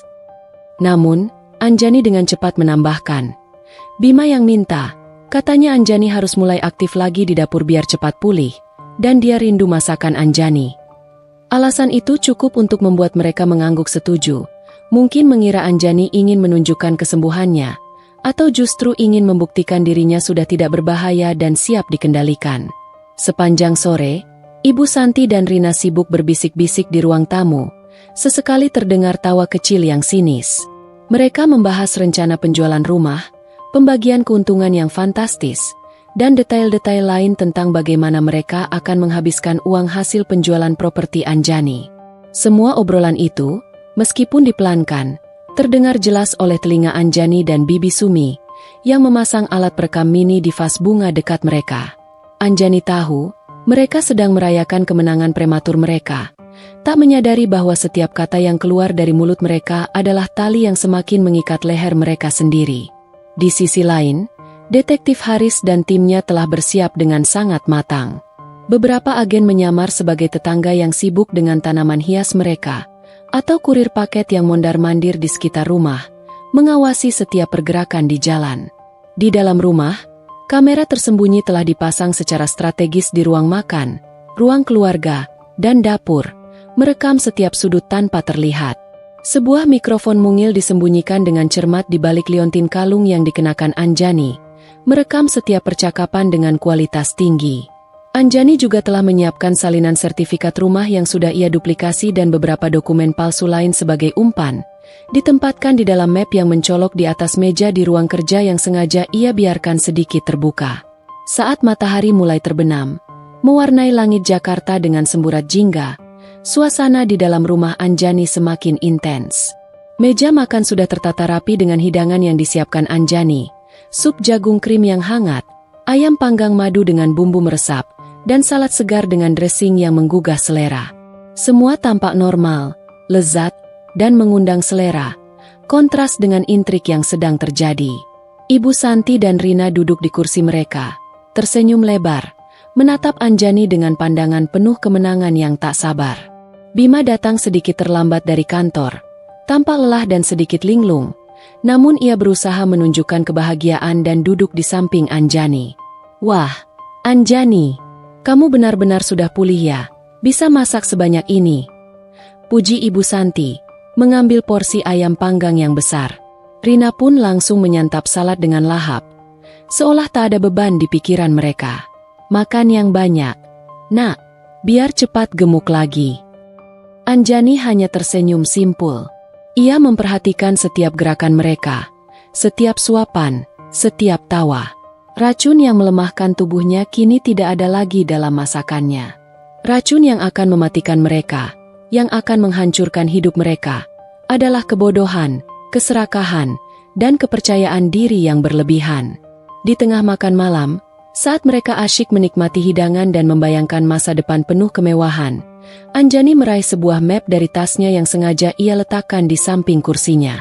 Map itu adalah umpan, berisi dokumen-dokumen yang terlihat seperti surat kuasa asli namun sesungguhnya telah dimanipulasi. "Oh, iya, Ibu, Kak Rina. Ngomong-ngomong soal sertifikat rumah, Anjani sudah memutuskan." Ibu Santi dan Rina seketika menegang. Garpu di tangan mereka berhenti di udara. Senyum di wajah mereka memudar perlahan, digantikan oleh sorot mata penuh antisipasi dan kegembiraan yang tak dapat ditutupi. Bima menatap Anjani dengan cemas, seolah tahu apa yang akan Anjani katakan. Ini adalah momen yang ditunggu-tunggu, puncaknya dari semua rencana mereka. Anjani telah menarik mereka ke dalam perangkapnya, tepat saat mereka merasa paling di atas angin, siap untuk melancarkan serangan baliknya yang tak terduga. Suasana di meja makan membeku, lebih dingin dari es yang mencair. Semua mata, termasuk mata Bima yang gelisah, tertuju pada Anjani. Ibu Santi dan Rina menahan napas, seringai kemenangan tipis tersungging di bibir mereka, siap mendengar kalimat penyerahan diri yang mereka yakini akan keluar dari mulut Anjani. Mereka membayangkan sertifikat rumah berpindah tangan, impian kekayaan instan mereka di ambang kenyataan. Detak jam dinding terdengar begitu keras, seolah menghitung mundur detik-detik menuju kejatuhan mereka, bukan Anjani. Anjani menarik napas dalam, membiarkan keheningan menggantung sesaat, membiarkan antisipasi mereka memuncak. Matanya yang biasanya lembut kini memancarkan kilatan tajam. Ia memindai wajah-wajah di depannya, keserakahan yang terpancar jelas dari mata Ibu Santi, kekejian yang bersembunyi di balik senyum tipis Rina, dan kelemahan Bima yang mengkhianati dirinya. "Aku sudah memutuskan," ulang Anjani. Suaranya kini lebih tegas, tidak lagi lemah atau bergetar, bahkan mengandung nada otoritas yang tak terduga.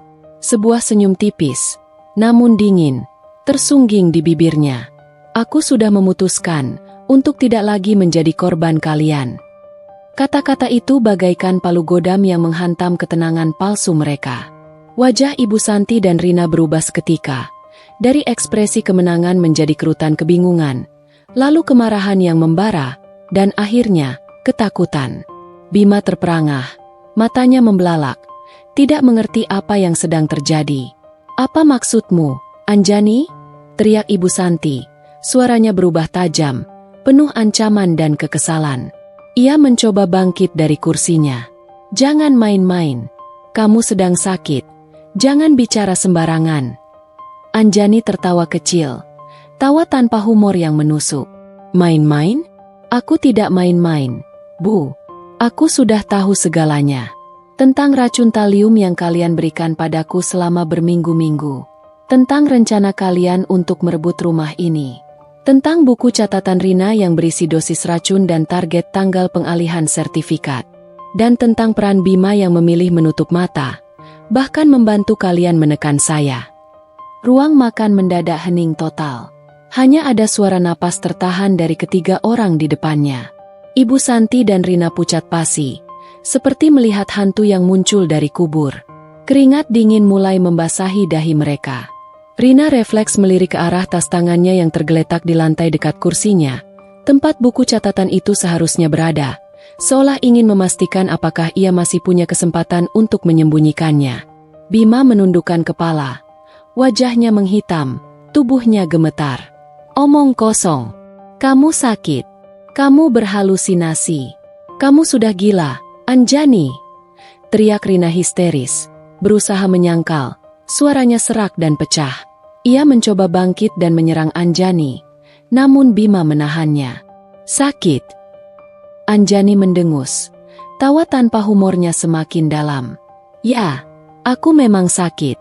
Sakit karena racun kalian, yang sekarang sudah ada buktinya di tangan polisi.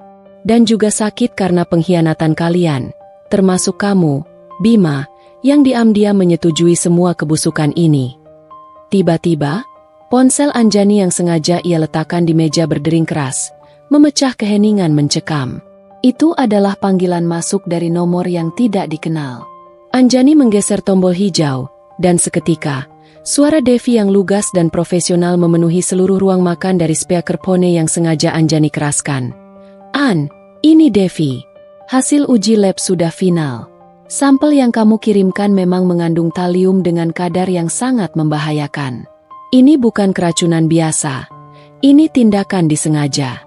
Aku sudah kirimkan laporan resminya ke Bapak Handoko dan Detektif Haris. Mereka akan segera bertindak. Suara Devi terhenti. Ibu Santi dan Rina terpaku di tempatnya. Mata mereka melotot lebar. Rahang mereka jatuh. Mereka tidak bisa lagi menyangkal. Mereka tahu, permainan telah berakhir. Seluruh rencana busuk mereka terkuak begitu saja. Dan untuk buku catatan ini, Kak Rina. Anjani, dengan tenang namun penuh kekuatan, mengeluarkan ponselnya. Ia menyentuh layar, dan seketika, layar besar televisi 70 inci di ruang keluarga menyala, menampilkan foto-foto tangkapan layar dari buku catatan Rina melalui fitur mirroring. Gambar-gambar itu jelas menampilkan tulisan tangan Rina yang khas, daftar dosis racun, tanggal-tanggal pemberian, efek-efek yang dicatat dengan detail mengerikan, serta rincian rencana pengalihan sertifikat dan pembagian keuntungan yang keji. Ruangan itu kini dipenuhi bukti visual yang tak terbantahkan, memantulkan cahaya dingin di wajah mereka yang ketakutan dan putus asa. Dasar bodoh, Anjani berbisik. Suaranya rendah namun penuh kekuatan yang menakutkan, menatap lurus ke mata Ibu Santi dan Rina yang kini dipenuhi air mata dan keringat. Kalian pikir kalian cerdik? Kalian pikir aku lemah? Kalian tak tahu telah masuk perangkapku lebih dulu. Aku sudah merekam setiap percakapan kalian, setiap bisikan licik tentang rencanamu, setiap hidangan beracun yang kalian sajikan, sudah kusisihkan dan menjadi bukti tak terbantahkan. Setiap gerak-gerik kalian telah diamati oleh mata-mata yang tak kalian sangka. Detik itu, suara ketukan keras dan tegas terdengar di pintu depan. Bukan ketukan biasa. Sebuah ketukan seragam yang menggetarkan seisi rumah, seolah mengumumkan akhir dari sebuah drama. Wajah Ibu Santi dan Rina semakin memucat. Mata mereka membesar penuh kengerian. Mereka tahu siapa yang datang. Permisi, kami dari kepolisian. Terdengar suara berat dan berwibawa dari luar. Kami memiliki surat perintah penangkapan atas nama Santi dan Rina, terkait percobaan pembunuhan berencana, pemalsuan dokumen, dan pemerasan. Bima, yang sedari tadi hanya dia menunduk, spontan berdiri, menatap Anjani dengan tatapan tidak percaya yang campur aduk dengan kepanikan dan ketakutan. Anjani, apa yang kamu lakukan? Ini ibuku. Ini kakakku. Suaranya parau. Anjani tidak menjawab Bima. Ia hanya berdiri tegak di tengah ruangan, membiarkan tim detektif Haris masuk. Beberapa petugas berseragam lengkap dan beberapa agen berpakaian sipil masuk ke ruang makan, mengelilingi meja, dengan detektif Haris memimpin di depan. Mereka bergerak cepat, profesional, dan tanpa kompromi, mengamankan Ibu Santi dan Rina, yang kini hanya bisa menangis histeris, meronta, dan meneriakkan sumpah serapah, menyadari bahwa jebakan telah tertutup rapat, dan mereka adalah mangsa yang tak berdaya. Sirene mobil polisi yang baru saja datang terdengar meraung samar dari kejauhan, mengiringi kehancuran impian busuk mereka. Kekacauan yang terjadi di meja makan malam itu meninggalkan jejak yang dalam. Sirene polisi yang semakin mendekat, teriakan histeris Ibu Santi dan Rina saat digiring keluar, serta tatapan kosong Bima yang terpaku pada Anjani, menjadi pemandangan yang tak akan pernah hilang dari benak Anjani. Setelah Bibi Sumi memberikan kesaksiannya, dan detektif Haris mengamankan semua bukti, botol talium, buku catatan Rina, sisa makanan yang mengandung racun, serta rekaman audio dan video, rumah itu kembali sunyi. Namun, kesunyian itu tidak lagi mencekam, melainkan hampa. Bima masih duduk di kursinya, kepalanya tertunduk lesu. Ia tidak melawan saat polisi datang, tidak membela ibu atau kakaknya, juga tidak membela dirinya sendiri. Ia hanya diam, seolah jiwanya telah direnggut. Anjani menatapnya, ada campuran rasa sakit, kecewa, dan lelah yang mendalam. Cinta yang dulu begitu kuat kini terasa rapuh, hancur berkeping-keping oleh pengkhianatan yang tak termaafkan. Bima, panggil Anjani lembut, suaranya parau. Kamu tahu semua ini, kan? Bima mengangkat kepalanya perlahan, matanya merah dan bengkak. Aku tidak tahu mereka meracunimu, An. Sumpah, aku hanya tahu ibu dan Kak Rina ingin menggunakan rumah ini sebagai jaminan untuk bisnis mereka. Mereka bilang hanya sebentar, dan akan kembali normal setelah itu. Aku hanya ingin melihat ibu dan kakak bahagia. Suaranya bergetar, penuh penyesalan. Bahagia dengan mencelakaiku? Dengan merampas hak milikku? Dengan menukarkan nyawaku demi ambisi mereka? Anjani tidak bisa menahan nada pahit dalam suaranya. Aku sudah memberimu kesempatan, Bim. Aku memberimu ruang untuk jujur, untuk memihak kebenaran. Tapi kamu memilih untuk menutup mata, bahkan membujukku.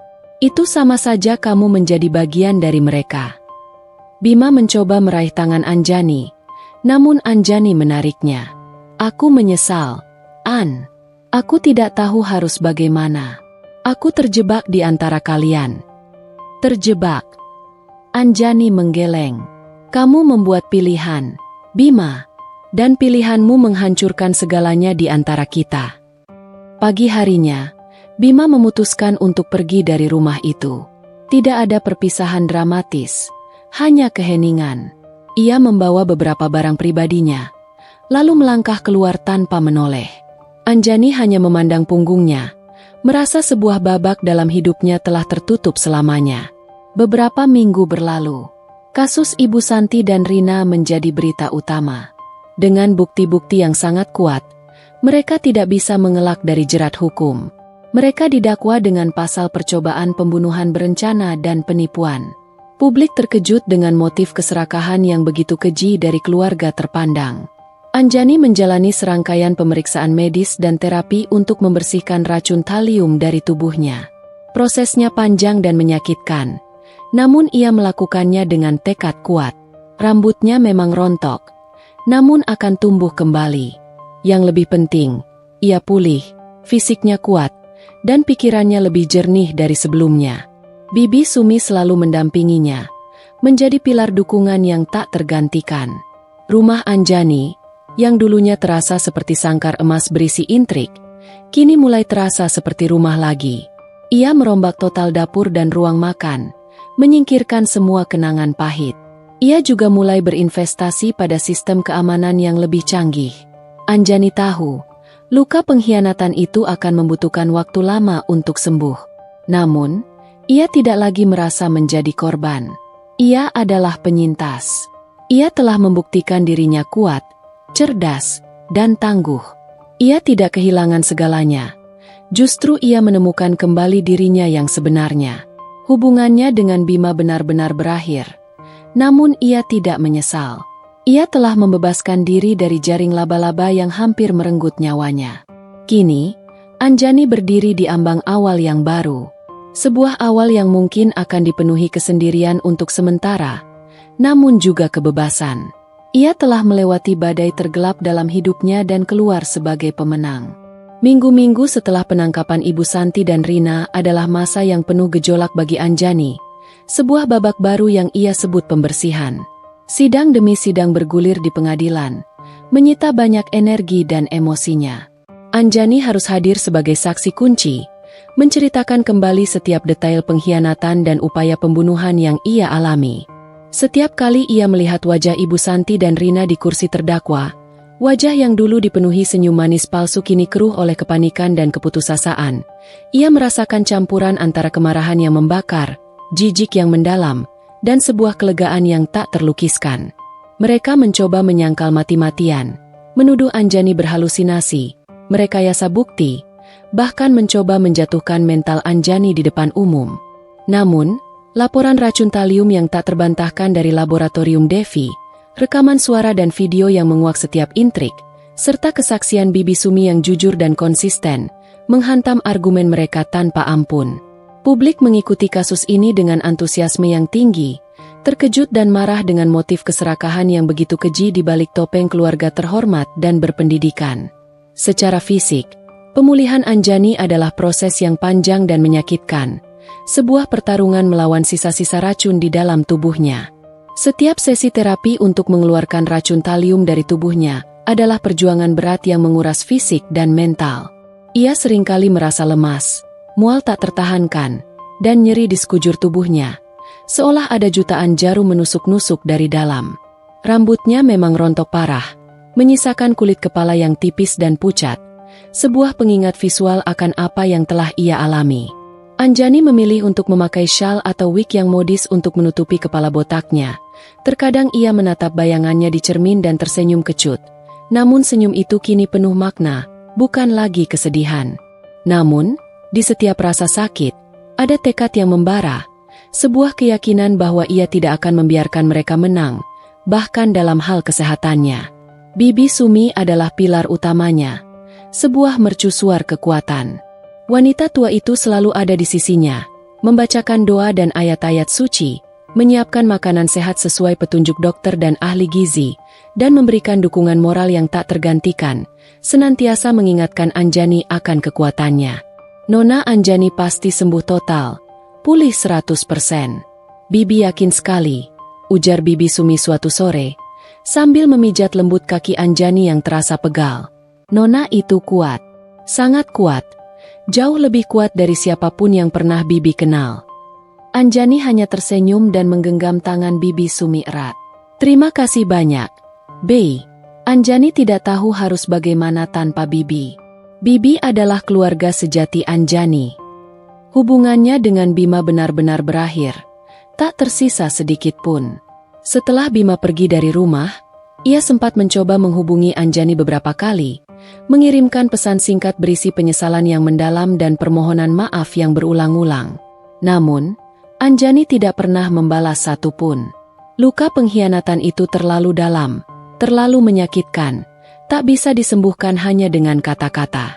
Ia menyadari, cinta saja tidak cukup jika fondasinya adalah kebohongan, keserakahan, dan keberpihakan pada kejahatan. Bima telah memilih, dan pilihannya telah menghancurkan ikatan pernikahan mereka hingga ke akarnya. Akhirnya, pengacara Anjani, Bapak Handoko, mengurus semua proses perceraian dengan cepat dan efisien. Anjani memutuskan untuk tidak menuntut apapun dari Bima. Ia hanya ingin hidupnya bebas dari segala ikatan dengan keluarga beracun itu. Perceraian berjalan lancar, menjadi penutup resmi babak pahit dalam hidupnya, sebuah deklarasi kebebasan. Rumah Anjani, yang dulunya terasa seperti sangkar emas yang dipenuhi intrik dan tipu daya, kini mulai terasa seperti rumah lagi, sebuah tempat perlindungan yang aman, damai, dan penuh harapan. Ia merombak total dapur dan ruang makan, menyingkirkan semua perabot yang terkait dengan kenangan pahit racun dan pengkhianatan. Dapur kini didesain ulang dengan gaya minimalis modern, cerah dan bersih, seolah membersihkan dan menghapus jejak gelap masa lalu yang menempel. Ia juga berinvestasi pada sistem keamanan yang lebih canggih, memasang kamera pengawas di setiap sudut, mengupgrade gerbang rumah dengan sistem kunci pintar, dan bahkan menyewa jasa keamanan pribadi untuk beberapa waktu. Rumah itu, sebuah warisan berharga dari orang tuanya, kini benar-benar menjadi miliknya. Bebas dari bayang-bayang kejahatan yang pernah mengintainya. Anjani tahu, luka pengkhianatan itu akan membutuhkan waktu lama untuk sembuh sepenuhnya, mungkin bahkan meninggalkan bekas luka di hatinya.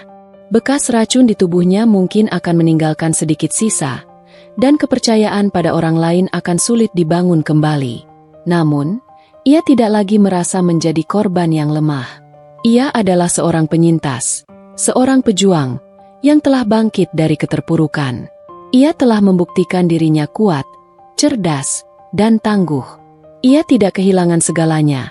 Justru ia menemukan kembali dirinya yang sebenarnya, lebih kuat, lebih bijaksana, dan lebih menghargai hidup. Kini, Anjani berdiri di ambang awal yang baru.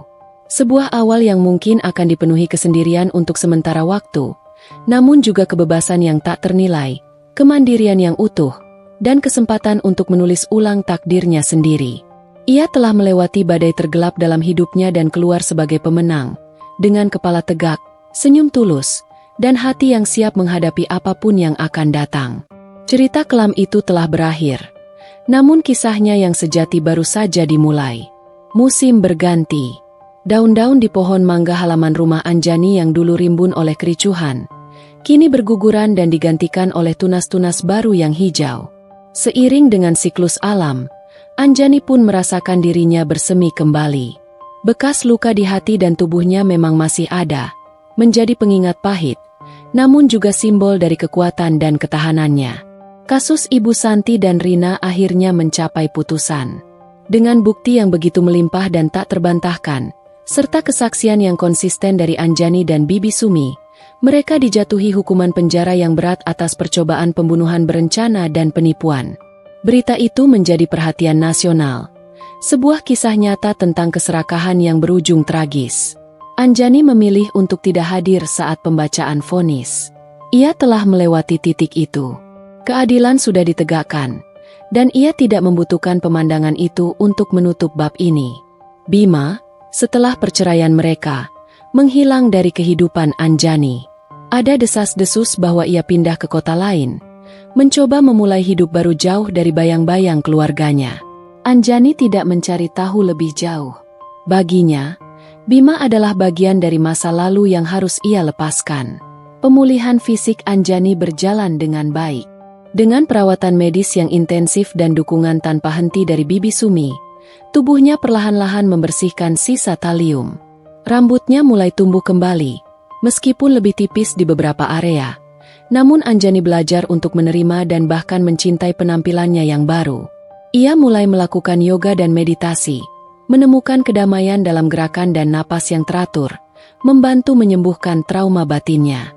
Rumah itu kini dipenuhi tawa dan aroma masakan sehat yang dibuat oleh Anjani dan Bibi Sumi.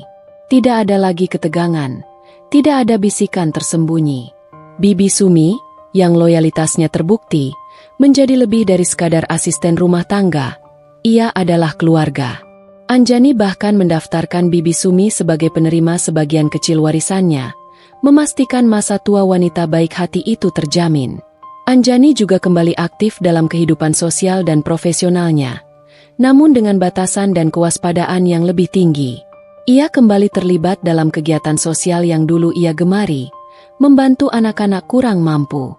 Ia juga mulai berpikir untuk menggunakan sebagian keahlian dan asetnya untuk tujuan yang lebih besar, mungkin mendirikan yayasan atau usaha yang fokus pada pemberdayaan perempuan, agar tidak ada lagi wanita yang menjadi korban keserakahan dalam lingkup rumah tangga mereka sendiri. Ia berbicara dengan Bapak Handoko tentang ide-ide ini, dan sang pengacara menyambutnya dengan antusias. Suatu sore, Anjani duduk di teras belakang, menikmati secangkir teh herbal. Mentari sore menghangatkan kulitnya, dan angin lembut membelai wajahnya. Ia memejamkan mata, merasakan kedamaian yang sudah lama tidak ia rasakan. Ia telah melalui neraka dan kembali. Ia telah kehilangan orang-orang yang ia cintai dan percayai. Namun ia juga menemukan kekuatan yang tak ia duga ada dalam dirinya. Ia telah membersihkan rumahnya dari racun, dan kini ia membersihkan jiwanya. Masa depan terbentang luas di hadapannya, tak terduga dan penuh kemungkinan. Anjani tidak tahu apa yang akan terjadi selanjutnya, siapa yang akan ia temui, atau tantangan apa yang akan ia hadapi. Namun satu hal yang pasti, ia tidak akan pernah lagi membiarkan dirinya menjadi korban. Ia akan selalu menjadi pengendali takdirnya sendiri. Mentari telah terbit kembali, membawa harapan dan kehidupan baru bagi Anjani, menandai awal dari sebuah babak yang penuh kekuatan dan kemandirian. Musim berganti sekali lagi, membawa serta angin perubahan yang menyegarkan di setiap sudut kota Jakarta. Daun-daun di pohon mangga halaman rumah Anjani yang dulu rimbun oleh kericuhan dan intrik, kini berguguran dan digantikan oleh tunas-tunas baru yang hijau dan kokoh. Seiring dengan siklus alam, Anjani pun merasakan dirinya bersemi kembali. Bekas luka di hati dan tubuhnya memang masih ada, menjadi pengingat pahit atas masa lalu, namun juga menjadi simbol dari kekuatan, ketahanan, dan kebijaksanaan yang ia tempa dari penderitaan. Kasus Ibu Santi dan Rina akhirnya mencapai putusan akhir setelah serangkaian persidangan yang panjang dan melelahkan.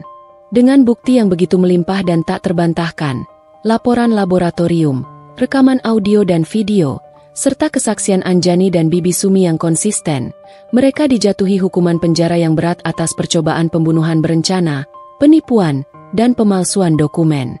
Berita itu menjadi perhatian nasional, sebuah kisah nyata yang mengguncang banyak orang tentang bagaimana keserakahan dapat mendorong seseorang melakukan kejahatan keji, bahkan terhadap anggota keluarga sendiri.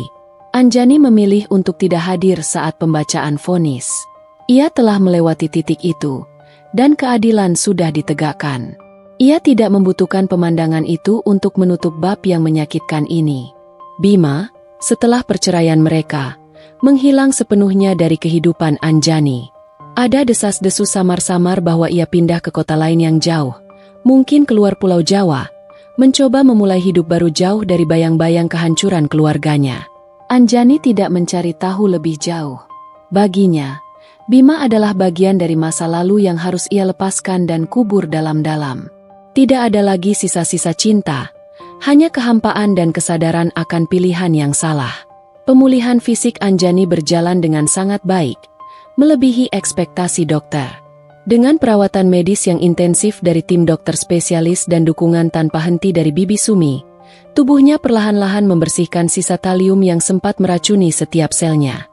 Rambutnya mulai tumbuh kembali dengan subur dan sehat, bahkan lebih tebal dari sebelumnya. Anjani sesekali memilih untuk mempertahankan gaya rambut pendek yang praktis, yang justru menonjolkan fitur wajahnya yang tegas dan mata yang kini memancarkan ketenangan. Ia menemukan kecantikan baru dalam kesederhanaan dan autentisitas. Ia juga mulai melakukan yoga dan meditasi secara rutin, tidak hanya untuk memulihkan fisik, tetapi juga menemukan kedamaian dalam gerakan dan napas yang teratur, membantu menyembuhkan trauma batinnya. Rutinitas olahraga pagi yang ia tekuni juga mengembalikan stamina dan energi yang sempat hilang. Rumah itu kini dipenuhi tawa dan aroma masakan sehat yang dibuat oleh Anjani dan Bibi Sumi. Tidak ada lagi ketegangan yang menyesakan, tidak ada bisikan tersembunyi yang menyeramkan. Bibi Sumi, yang loyalitasnya terbukti tak tergoyahkan, menjadi lebih dari sekadar asisten rumah tangga. Ia adalah keluarga, teman, ibu kedua, dan penasihat yang bijaksana. Anjani bahkan mendaftarkan Bibi Sumi sebagai penerima sebagian kecil dari warisannya, memastikan masa tua wanita baik hati itu terjamin, sebagai bentuk balas budi atas kesetiaan dan keberaniannya. Mereka sering menghabiskan sore di teras, bercengkerama tentang rencana masa depan, menikmati teh herbal dan camilan sehat. Anjani juga kembali aktif dalam kehidupan sosial dan profesionalnya, namun dengan batasan dan kewaspadaan yang jauh lebih tinggi. Ia kembali terlibat dalam kegiatan sosial yang dulu ia gemari, seperti menjadi relawan di panti asuhan, mengajar anak-anak kurang mampu, dan membantu penyaluran bantuan untuk pengungsi bencana alam. Pengalamannya yang pahit memberinya empati yang lebih dalam terhadap penderitaan orang lain. Ia juga mulai berpikir untuk menggunakan sebagian keahlian dan asetnya untuk tujuan yang lebih besar, mendirikan yayasan atau usaha sosial yang fokus pada pemberdayaan perempuan korban kekerasan dalam rumah tangga, atau memberikan edukasi finansial agar tidak ada lagi wanita yang menjadi korban keserakahan dalam lingkup rumah tangga mereka sendiri.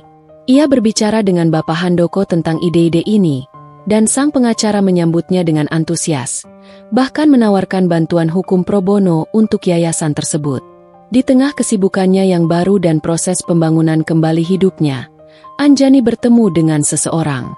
Bukan dalam konteks romantis yang terburu-buru atau penuh gairah seperti kisah-kisah di film, melainkan sebuah perkenalan yang perlahan, tulus, dan penuh makna. Dia adalah Ardi, seorang dokter muda yang ditemuinya dalam sebuah acara amal di yayasan anak-anak. Ardi adalah sosok yang tenang, berempati, dan memiliki aura kedamaian yang meneduhkan. Ia mengetahui kisah Anjani dari pemberitaan media, namun pendekatannya sangat hati-hati, penuh hormat, dan tanpa sedikit pun menghakimi. Mereka mulai sering bertemu, awalnya dalam acara-acara sosial dan pertemuan formal lainnya, kemudian berlanjut ke diskusi ringan tentang pekerjaan, buku, hobi, dan filosofi hidup. Ardi tidak mencoba mengisi kekosongan yang ditinggalkan Bima, melainkan menghargai kemandirian Anjani, mendengarkan kisahnya dengan sabar, dan mendukung setiap langkahnya tanpa menuntut. Bagi Anjani, Ardi adalah bukti nyata bahwa kebaikan, ketulusan, dan cinta yang tulus masih ada di dunia ini, bahkan setelah semua yang ia alami. Masa depan terbentang luas di hadapannya, tak terduga dan penuh kemungkinan. Anjani tidak tahu apa yang akan terjadi selanjutnya, siapa lagi yang akan ia temui, atau tantangan apa yang akan ia hadapi. Namun satu hal yang pasti, sebuah keyakinan teguh yang berakar dalam jiwanya. Ia tidak akan pernah lagi membiarkan dirinya menjadi korban. Ia akan selalu menjadi pengendali takdirnya sendiri, menentukan arah hidupnya dengan tangan dan hatinya sendiri. Mentari telah terbit kembali, membawa harapan dan kehidupan baru yang lebih cerah bagi Anjani, menandai awal dari sebuah babak yang penuh kekuatan, kemandirian, dan kebahagiaan yang ditemukan kembali dalam ketenangan. Tamat.